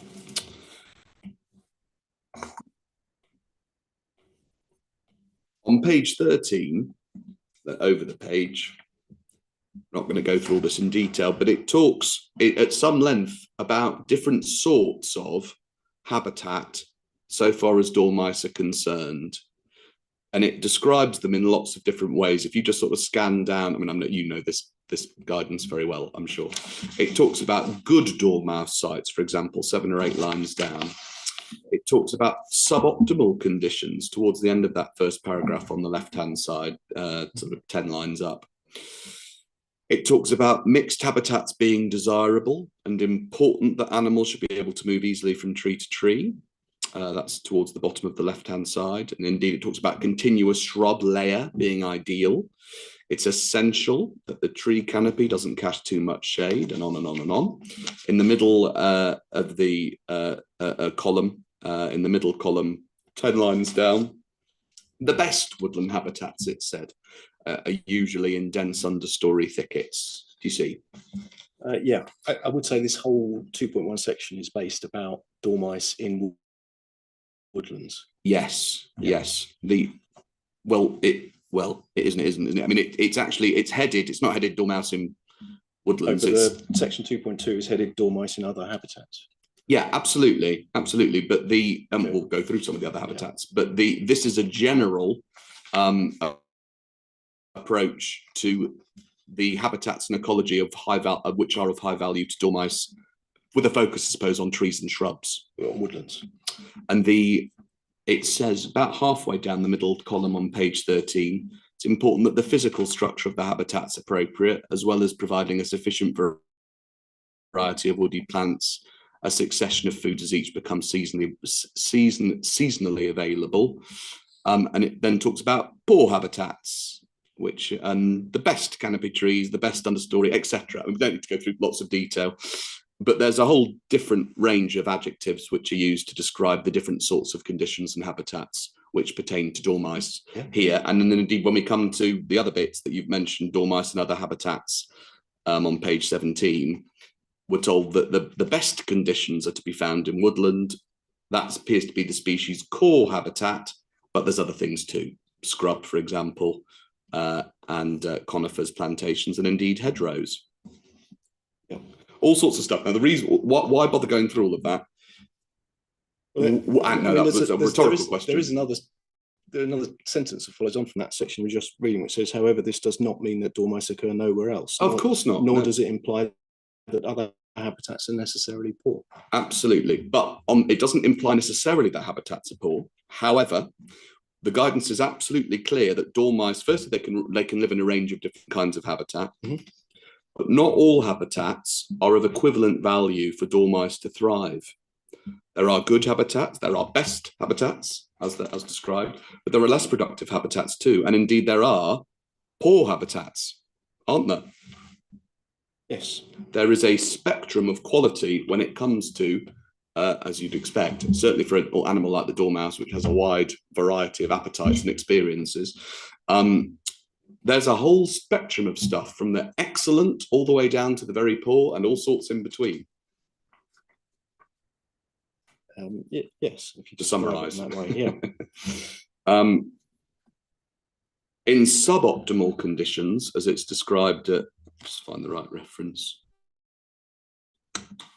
Yeah, on page 13 is a reference to suboptimal conditions, about on the left-hand side, maybe 15 lines down. It says, however, these sites often constitute suboptimal conditions in which the population is less likely to have arrived relatively recently and may not be secure in the long term as the habitat matures. There are conditions, suboptimal conditions, where the population may not be secure in the long term.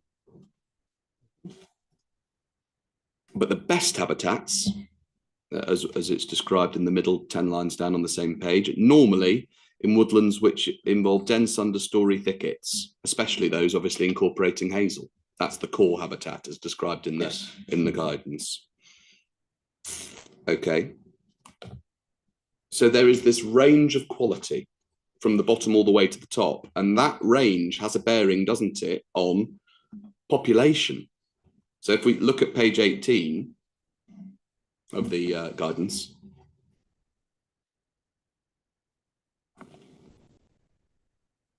yes, we see that a range of different small mammal population densities, pre-breeding numbers of adults per hectare. Do you see?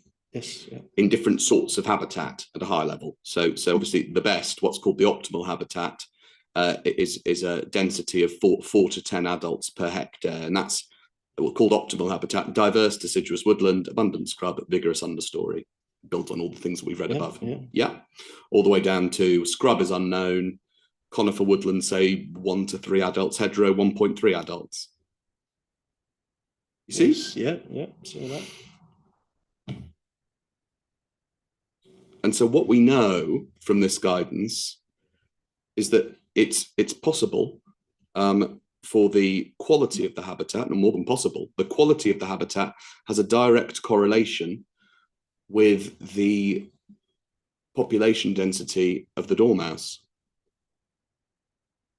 Yes, to some extent.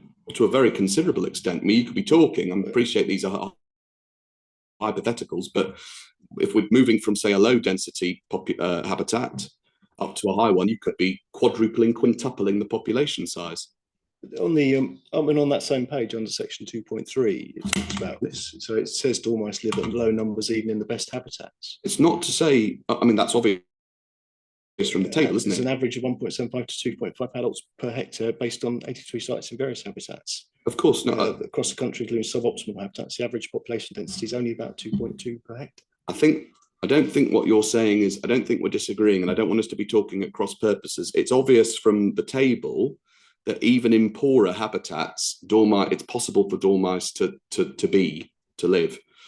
But the point is that they don't live to the same quality and in the same numbers in poor habitats as they do in high quality habitats or optimal habitats. My reading of this is that there is a distinction between woodland habitats that are perceived to be optimal, so woodlands in good condition, well managed woodlands, and that there's the population levels in there are a scale above what you can find in population in other habitats elsewhere around the country, but that there is a kind of a fairly consistent then level across other habitat types. Okay, I think we're agreeing, but let's just try and confirm. There's a whole range of different habitat types in which dormice can live.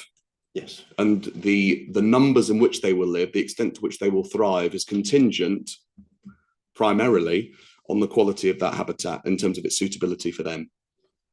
Yes, but I think where we perhaps disagree in our interpretation is that you're implying a gradation from 0 to however, but what I'm saying is that my reading of this and other information I've read is that woodlands are clear and above any other kind of habitat in terms of their suitability for population levels, but other habitats are rather similar and consistent in terms of the actual numbers of dormice that they support. Okay. If there's suitability for dormice, then the population densities are relatively even. Not if the suitability relates to woodland habitat. Is that what you're saying? I'm just saying that broadleaf woodland habitat that's managed in good condition is recognised as being a class above any other kind of habitat. Just take for a moment your formulation. I've not understood that was what you were saying. That's fine. You're saying that there's, if you like, 2 tiers or maybe 3, I don't know. There's areas like, say, just open grassland where you're not going to find dormice. So there are areas which are unsuitable. Yes. There's woodland habitat in good condition, which is, you say, a class above. So that would be high suitability or whatever we're calling it. And there you'd expect to find dormice, if they're present, they're going to be likely to be present in greater numbers because of, as this table shows. Is that what you're saying? Yes. And in the middle, there's a load of other habitats that are, although there might be gradations, they're all within the same kind of broad band of population. Yeah.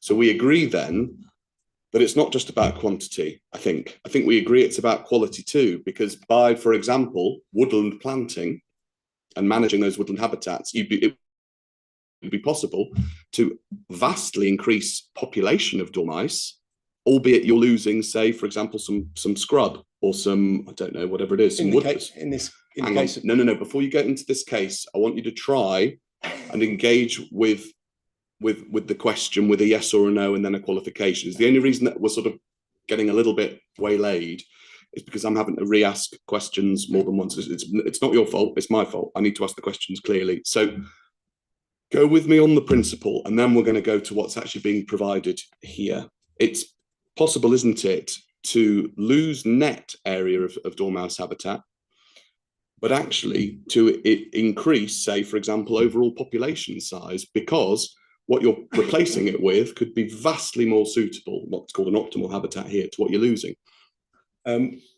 As a principle, yes. Okay. And I think if I can qualify that. Of course you can. Of course you can. Yeah, what we're talking about is mature habitat of larger size. I think all of this is talking about decent sized woodlands. And there's probably a figure in here. I couldn't put my finger on it, but it does talk about the difficulty of small woodlands in landscapes in here. Okay. So the point is that you can create really good habitat, but there needs to be sufficient of it, and it needs to have sufficient maturity. So we agree that net loss of habitat area does not equal net loss of dormouse population. Well, not necessarily. Yeah, I think. Okay.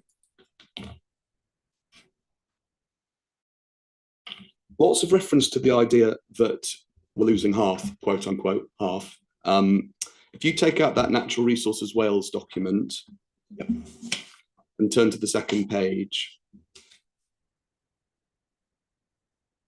there's a table 1 dormouse habitat features, which goes through a number of different bits and pieces. I mean, broadly, it's the same. I mean, I'm sure there are differences. It's the same sort of thing that's in the conservation handbook, I think, isn't it? Not really. Not completely, is it? No. Are the differences? Okay, fair enough. I've not picked up on it. These are effectively positive and negative indicators. Well, exactly, yeah. The likelihood of dormice being present. I see. Fair enough. Okay. But it doesn't say that. It says dormant habitat features. But anyway. No, but it talks about habitat favourability. And as I say, this has to be read in the context of the whole document rather than just these isolated pages. This is part of a process. Okay.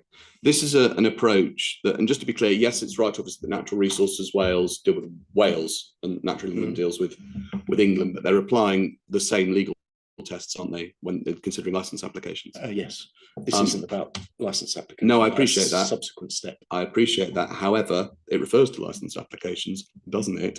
When at table 1A, talking about habitat favourability for dormice, we're told there are 3 different levels of habitat favourability for dormice, high, medium, and low. And when it comes to low, we're talking about other woods, not high or medium, with no connected high favourability habitat within 150 metres. We're told that this stuff can be excluded from the woodland unit for the purposes of licence application. Yeah. It's not an approach that's been taken here.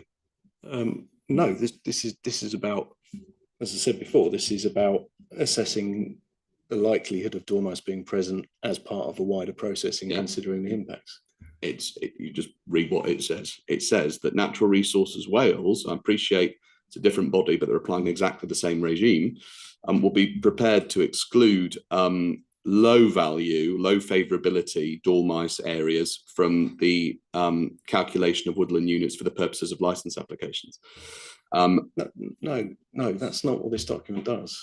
This document is guidance to woodland managers specifically about how they should determine whether dormice are likely to be in their wood and are likely to be impacted by what they're proposing to do.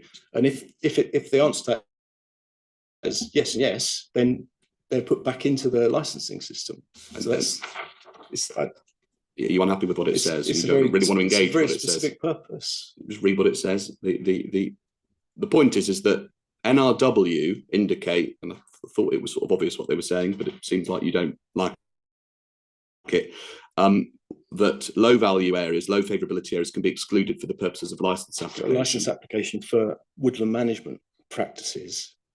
This isn't the licence procedure. This is helping woodland managers to get through the problem of dormice being in the woodland they're managing. Leave that one. Absolutely not. Anyway, fine, fair enough. That's your understanding of the document. I'll ask Mr. Saunders about it later. Let's see, probably tomorrow now. Right, now, we agree then with the principle. The principle is that it's possible to both lose net area and also maintain or indeed improve the numbers of dormice on a site. But what's happening on this site?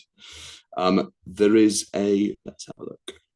In the ecological assessment, which is core document 6.13,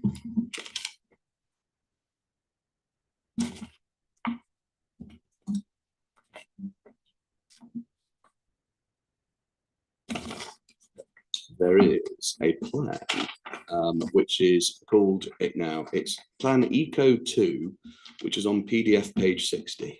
I have got a copy of it, but I don't seem to have it just.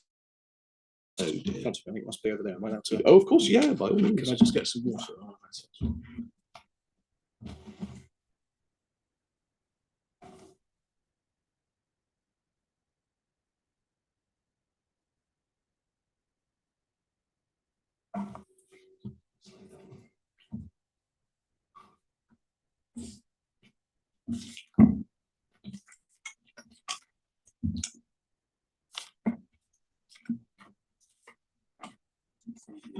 Apologies, 6.30. No, don't worry at all. 6.13 is the ecological assessment and the plans for the inspector's finding. It's PDF page 60.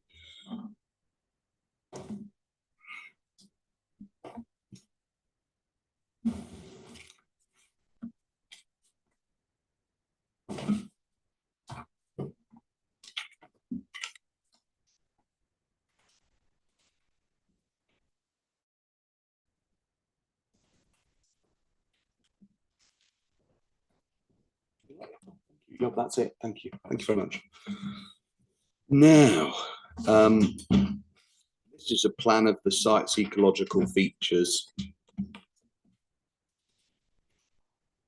Which you've got. Yes. Most of the site in the green wash is semi-improved grassland. Yep. And that's not a habitat which is of any value to dormice.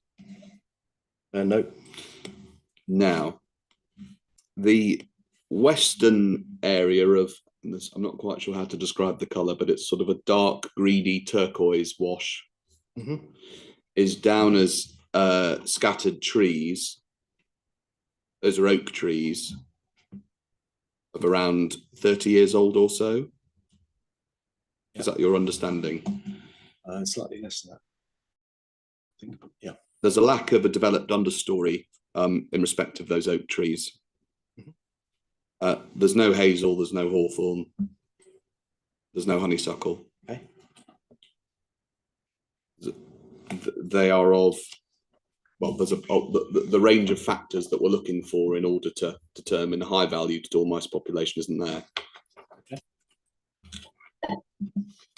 The brown area on the plan is described as scrub. Okay. You have visited the site, have you? You must have done. I haven't, no. Oh, sorry. I was putting all this stuff to you, trying to see whether you agreed with it, but sorry. Then these questions are a bit of a waste of time because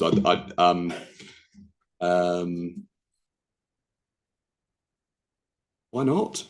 I mean, did you think that might be an important thing to do before giving evidence? I would normally, in every case, go to the site, but it's a shortage of time, I think, as much. I think you've done a whole proof of evidence. You've done your evidence in chief. You've never stepped foot on this site. No, I don't think I've referred in any way to a description of the habitats present, but I think my evidence is more about the sort of what's been presented in terms of data. I've not questioned the assessment of the habitat types in any way, I don't think. Okay, but you said that you'd always want to go on site. Yes. Why's that? Because people like you ask me questions like that. We can't just be barristers. I mean, surely you've got your professional obligations to I think the inquiry. if the inquiry was down to an assessment of habitats, types, or or anything else, then yes, it'd be essential. But in this case, that's not really the things that I'm questioning, isn't it? Aren't we having a debate at the moment about the extent to which the habitats which are being I've not finished. The habitats which are being provided on the site are going to be adequate in terms of replacing or compensating, mitigating for those which are being lost so far as dormice are concerned? Yes, but I'm quite happy to rely on the descriptions that are presented to me in this evidence. I'm not questioning the way the site's been described in any way. Okay, all right. Anyway, the brown area on this plan relates to scrub,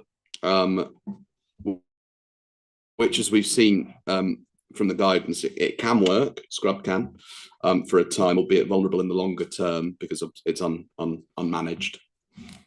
So far as dormice are concerned, yeah.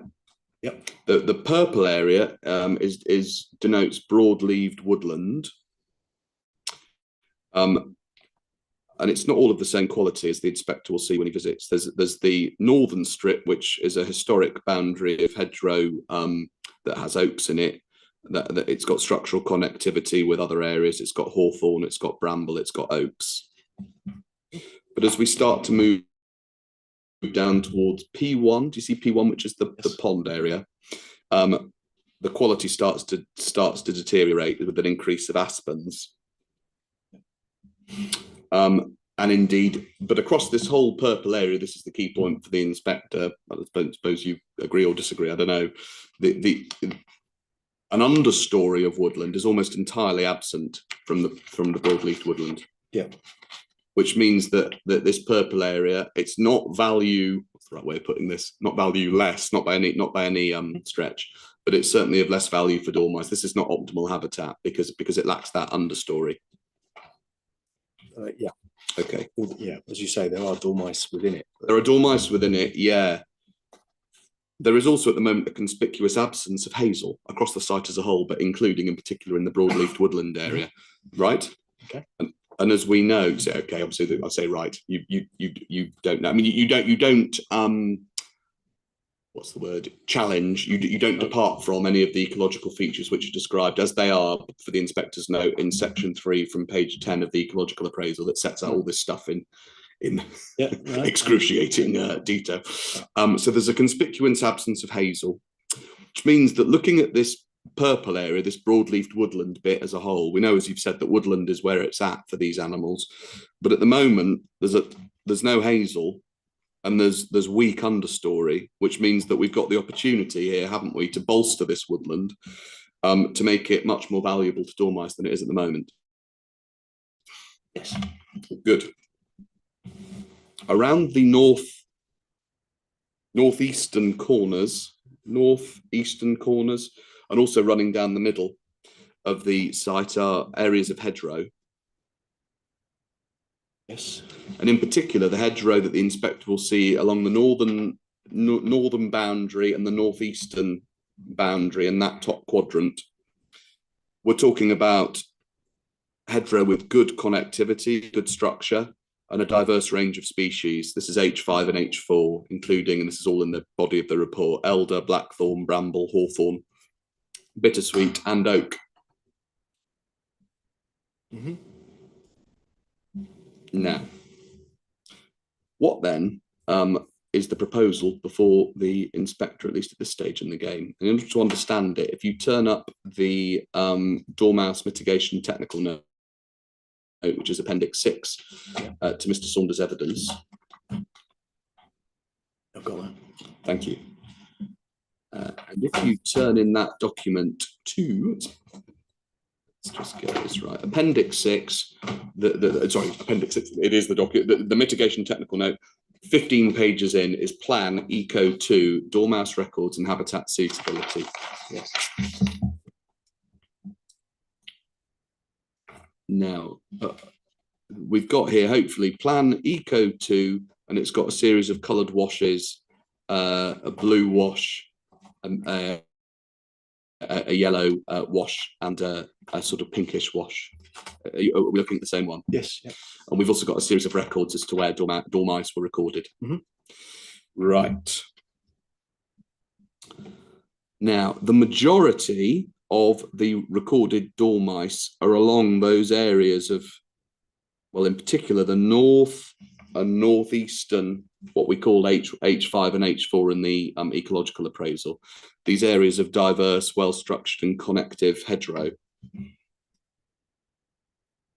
Well, I mean, if you talk numerically, then there are as many dormouse nest records outside of those areas as there are inside them. Okay. The preponderance of where they have been found is in those areas, which is to say they've been found there more frequently than anywhere else. They've also been found, though, in a number of hedgerow areas in particular, across the middle of the site. Yeah, well, as I say, I mean, we can see where they've been found. Yeah, I'm not asking you to I count them all up. The inspector can see the distribution as to where they've been found. The area which is noted in the sort of pinky wash, the high suitability bit, all of that's being retained.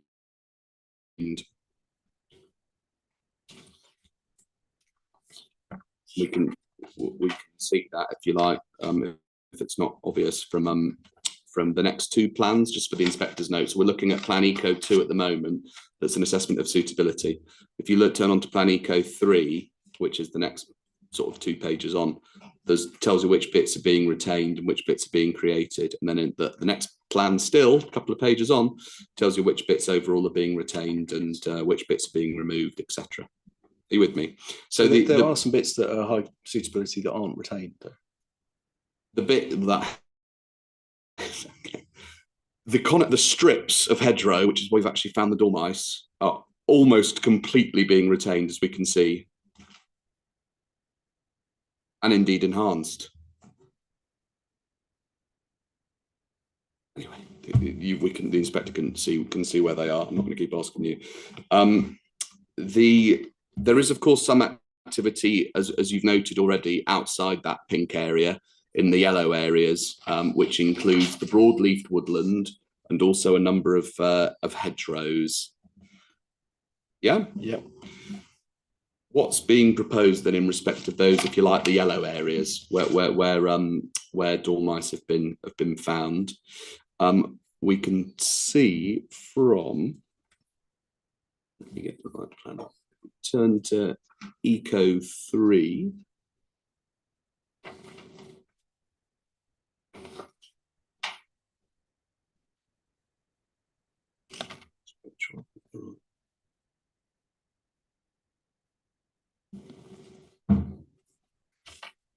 I'll be better. So sorry, turn forward to Eco 5. Eco 5.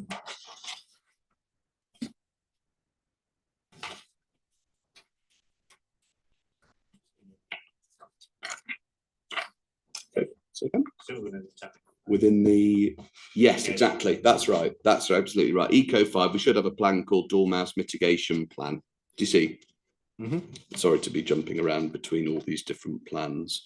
So the purple bit we've talked about already, retention, we see in the key, retention and enhancement of boundary habitat will ensure continued connectivity between on-site and off-site habitats, enabling dormice to freely traverse the wider landscape.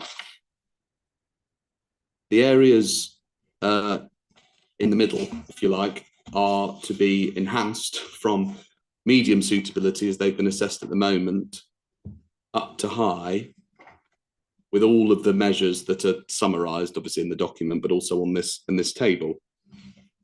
And I don't think from what you've said so far that you, if you like, contest any of the stuff on this table. If you see what I mean, you don't. You accept that it's possible to improve what's there at the moment, and this is one way that one could go about trying to improve it, so far as dormice are concerned. Yes, I think. I mean, one of the things I talked about earlier was, you know, the change from rural to urban landscape, and the fact is that some of that habitat is completely surrounded by, or will be completely surrounded by housing. So I mean, I think that speaks to some of my concerns. Well, it does to a degree, doesn't it? But you talk about being surrounded, but of course, even though this is, of course, an illustrative strategy, as we've been over already, but there's the capacity, isn't there, for connectivity throughout as a consequence of all of the bridges. Yeah. I think we know bridges can work in some circumstances. Whether they do or not, and whether there's too many of them or not enough of them, will all be a question for Natural England. Ultimately, the enhancement of the habitats that are there, so far as dormice, I'm talking about enhancement, I don't mean, I'm talking about with an eye on dormice and what's suitable for them. This has the capacity to increase, not decrease, the carrying capacity of this site for dormice. Well, I think that's where I probably would say I'm not convinced. I think that's why. I know you're not convinced, but I'm actually, to be fair, I'm not asking you whether you are convinced or not. I'm not asking whether it's right. I'm asking you whether it's possibly right. I'm asking you whether the measures, because these are only illustrative measures. I mean, there's all sorts of work that's still to be done. But looking at the approach, the strategy overall that's shown here, we can agree, I think we can, that it's got the potential to enhance carrying capacity. Whether it does or not will be a matter of detailed examination. Yes, if you like. Increase the amount of habitat, and Hang on. So that's not the same as carrying capacity. Obviously. No, I know. I know. That's what I wasn't asking about. That I was about carrying capacity. There is, isn't there, the ability through a scheme worked up along these lines to increase the carrying capacity of the site for hazel dormice. Well, as I say, I think this is where I'm unsure. I think that's unsure why we made that. Fair enough. So you're not saying that there isn't the potential. You're saying that you don't know whether there is or not. Yeah.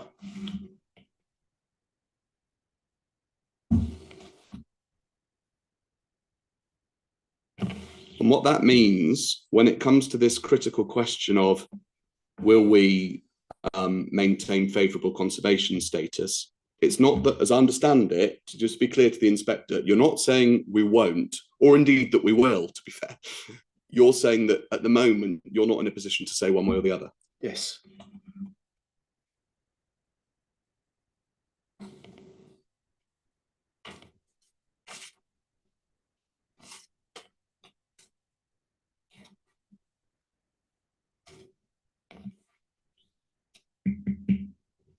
If it's right that you're not in a position to say one way or the other whether we will or will not maintain the favourable conservation status of hazel dormice, it must also be right that you're not in a position to give the inspector guidance on the likelihood of a licence being granted. Well, no, I think my uncertainty is the reason why that guidance has been given. No. Just walk this through with me, right? We know in the end that a detailed scheme is going to need to be worked up that corresponds with the outline of this mitigation strategy. You've said, I don't know if it's going to work. You said, I'm unsure. You've said, I am not in a position to say whether the favourable conservation status of the population will be maintained. That's what you're saying. You've repeated that. You're not saying it won't be. You're not saying it will be. You just don't know. If you do not know, and we've also agreed that maintaining the favourable conservation status of the dormouse is in the critical criterion that any you're going to be looking at. Yeah. If you're not in a position to tell the inspector one way or the other whether that key criterion is likely to be met or not, you can't tell them whether a licence is likely to be granted or refused. Can you answer the question before you qualify? Well, I can't. I can't. I mean, my assertion is about the likelihood of a license being issued. I can't say whether it will or not. But what I'm saying is that there is insufficient certainty that a license would be issued for me not to raise that, as an issue. It's insufficient certainty for you not to raise it, isn't it? The reason I started with all this stuff about what the correct test is because I think it's quite easy in these conversations to kind of go way off piste. No one's asking you whether you're certain. I'm not asking the inspector to reach judgment on the level of certainty or whatever. He grants permission unless, on this topic, the courts have said, unless he decides that a license is likely to be refused. Right? Okay. You are not in a position, so you tell us, to give a view one way or the other on whether or not this scheme can be developed, maintaining the favourable conservation of hazel dormice. So hang on, just please answer the question before you go off and answer something else.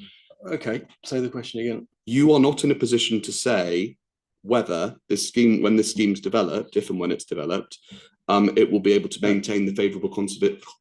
It will be able to maintain the favourable conservation status of hazel dormice, correct?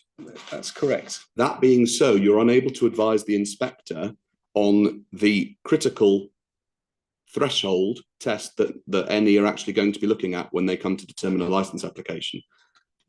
My point is... Please, before you say my point is, you've got to answer the question. It's why we keep going round in circles. Do you want me to say it again?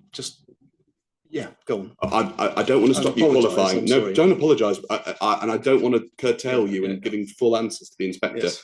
It's really difficult for me because I need you to answer and then say whatever else you'd like to say, okay? Whatever else it might be, but you do need to actually answer. Okay. I'll do this one more time and then we're going to move on. I'm just going to make submissions about it, okay? But last go, all right? We agree that the key test Natural England will be considering is this idea of maintaining favourable conservation status. Yes. We agree that you do not have a position one way or the other on whether this site can be developed whilst maintaining the favourable conservation status of hazel dormice. I have said that, but you've slightly changed the meaning of what I said. The thing that I said was that I couldn't tell. Okay. You can't tell whether it will be or not. So yeah, I didn't mean to misrepresent you. That's absolutely fine. You can't tell. Okay. If you can't tell, then you're not in a position, are you, to advise the inspector on how that test is going to be resolved by Natural England? We think we can tell, by the way. So it's not, but I'm just trying to get your view. You say you can't tell, and that means that you're not in a position to give the inspector evidence on how that test is going to be resolved by Natural England. No, not in that sense. And I think what I'm trying to say is that it's the lack of, because there is sufficient doubt within this method statement that's been put together for me to think that a license is. It isn't likely, whatever the... Well, no, what do you actually think? So you've been saying there's sufficient doubt. I think with this scheme as it is and the mitigation, I think it's not likely that a licence would be issued. No, but that's not the question. The question is, in due course, will a licence be issued once reserved matters have been worked up and further surveys are done as required by condition and all the rest of it? I mean, the fundamental issue is that although those details remain to be sorted out, as you say, but this consent would give a quantum of development, which, to my mind, because of the issues of habitat loss, then they cause some doubt as to that scheme being delivered. I'd like to try and pin you down on this idea. You keep talking about lack of certainty, keep talking about some doubt. Certainty was the test, I don't think any of us would be here. I wouldn't be asking you any questions, but obviously it's not even remotely close to the test.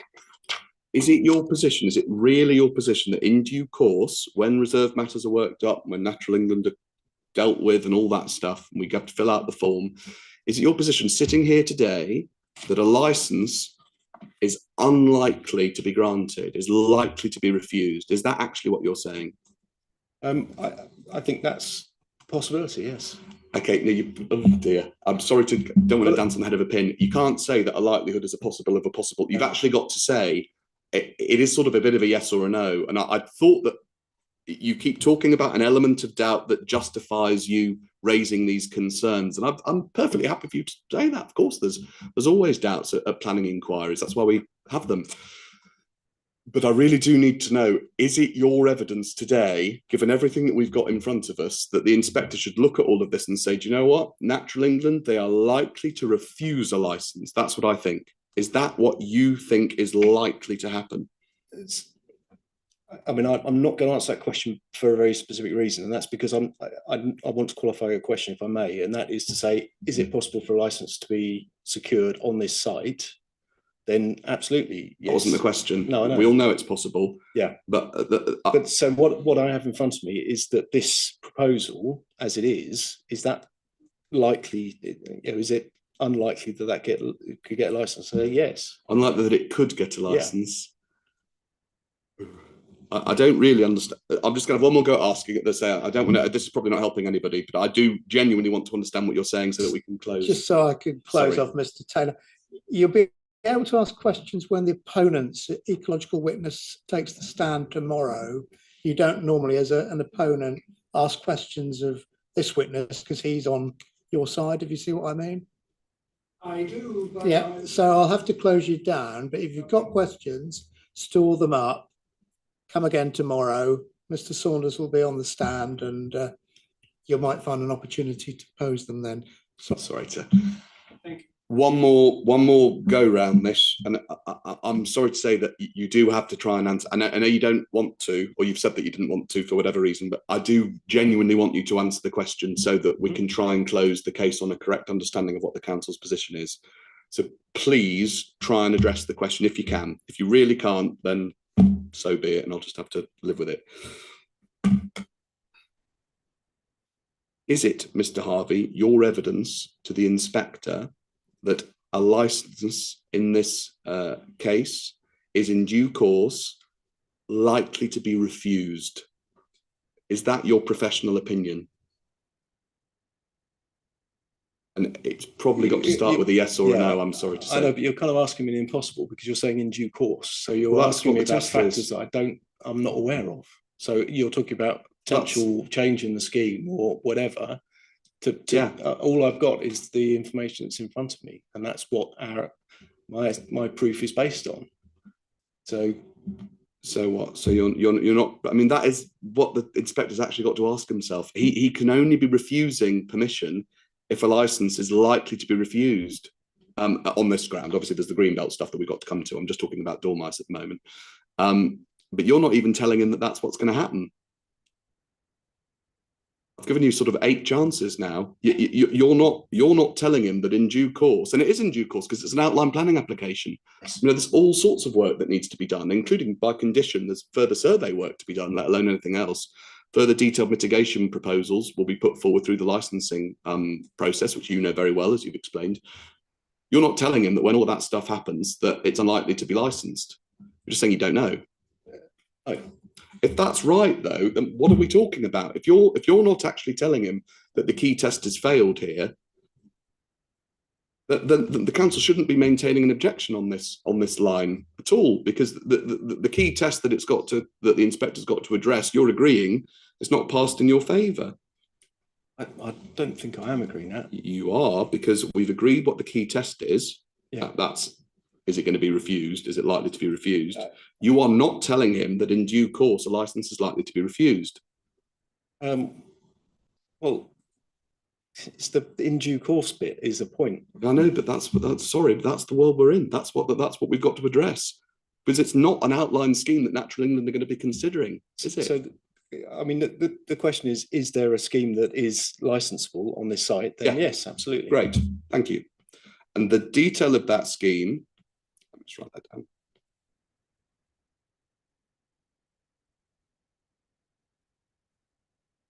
So we agree that there is a scheme which is licensable. You don't like the one we've got at the moment for whatever reason, but it's going to be perfectly possible to design what you would be happier with as a licensable scheme in due course through the provision of reserve matters, and then negotiate the same with Natural England in order to achieve a licence.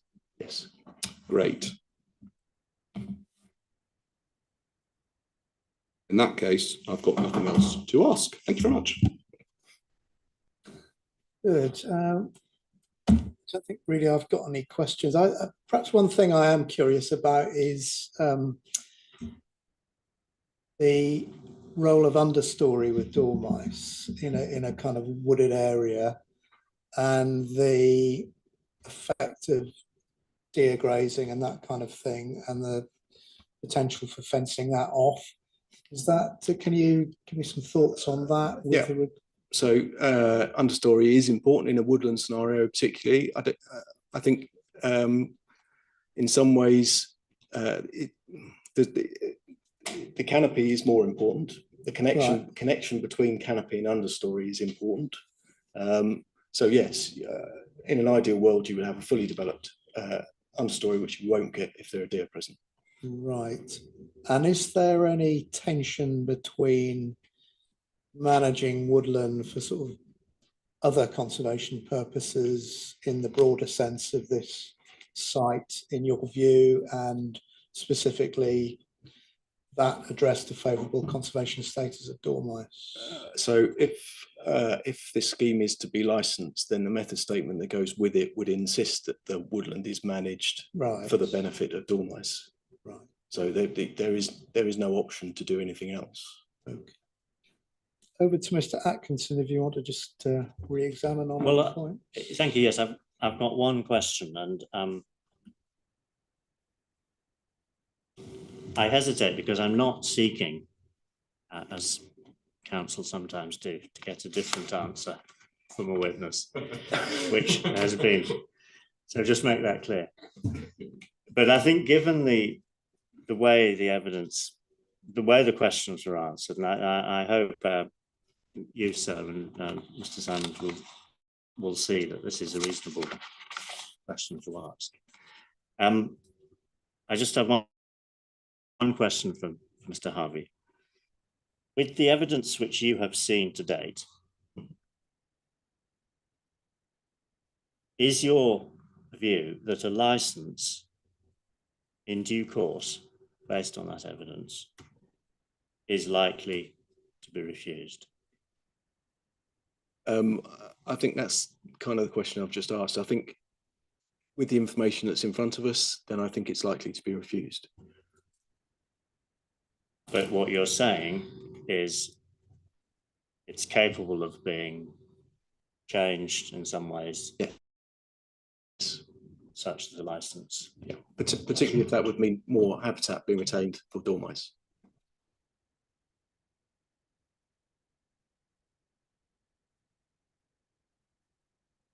Particularly if more habitat. Yeah. Okay. Thank you very much. Right, that concludes Mr. Harvey's contributions today. Well done.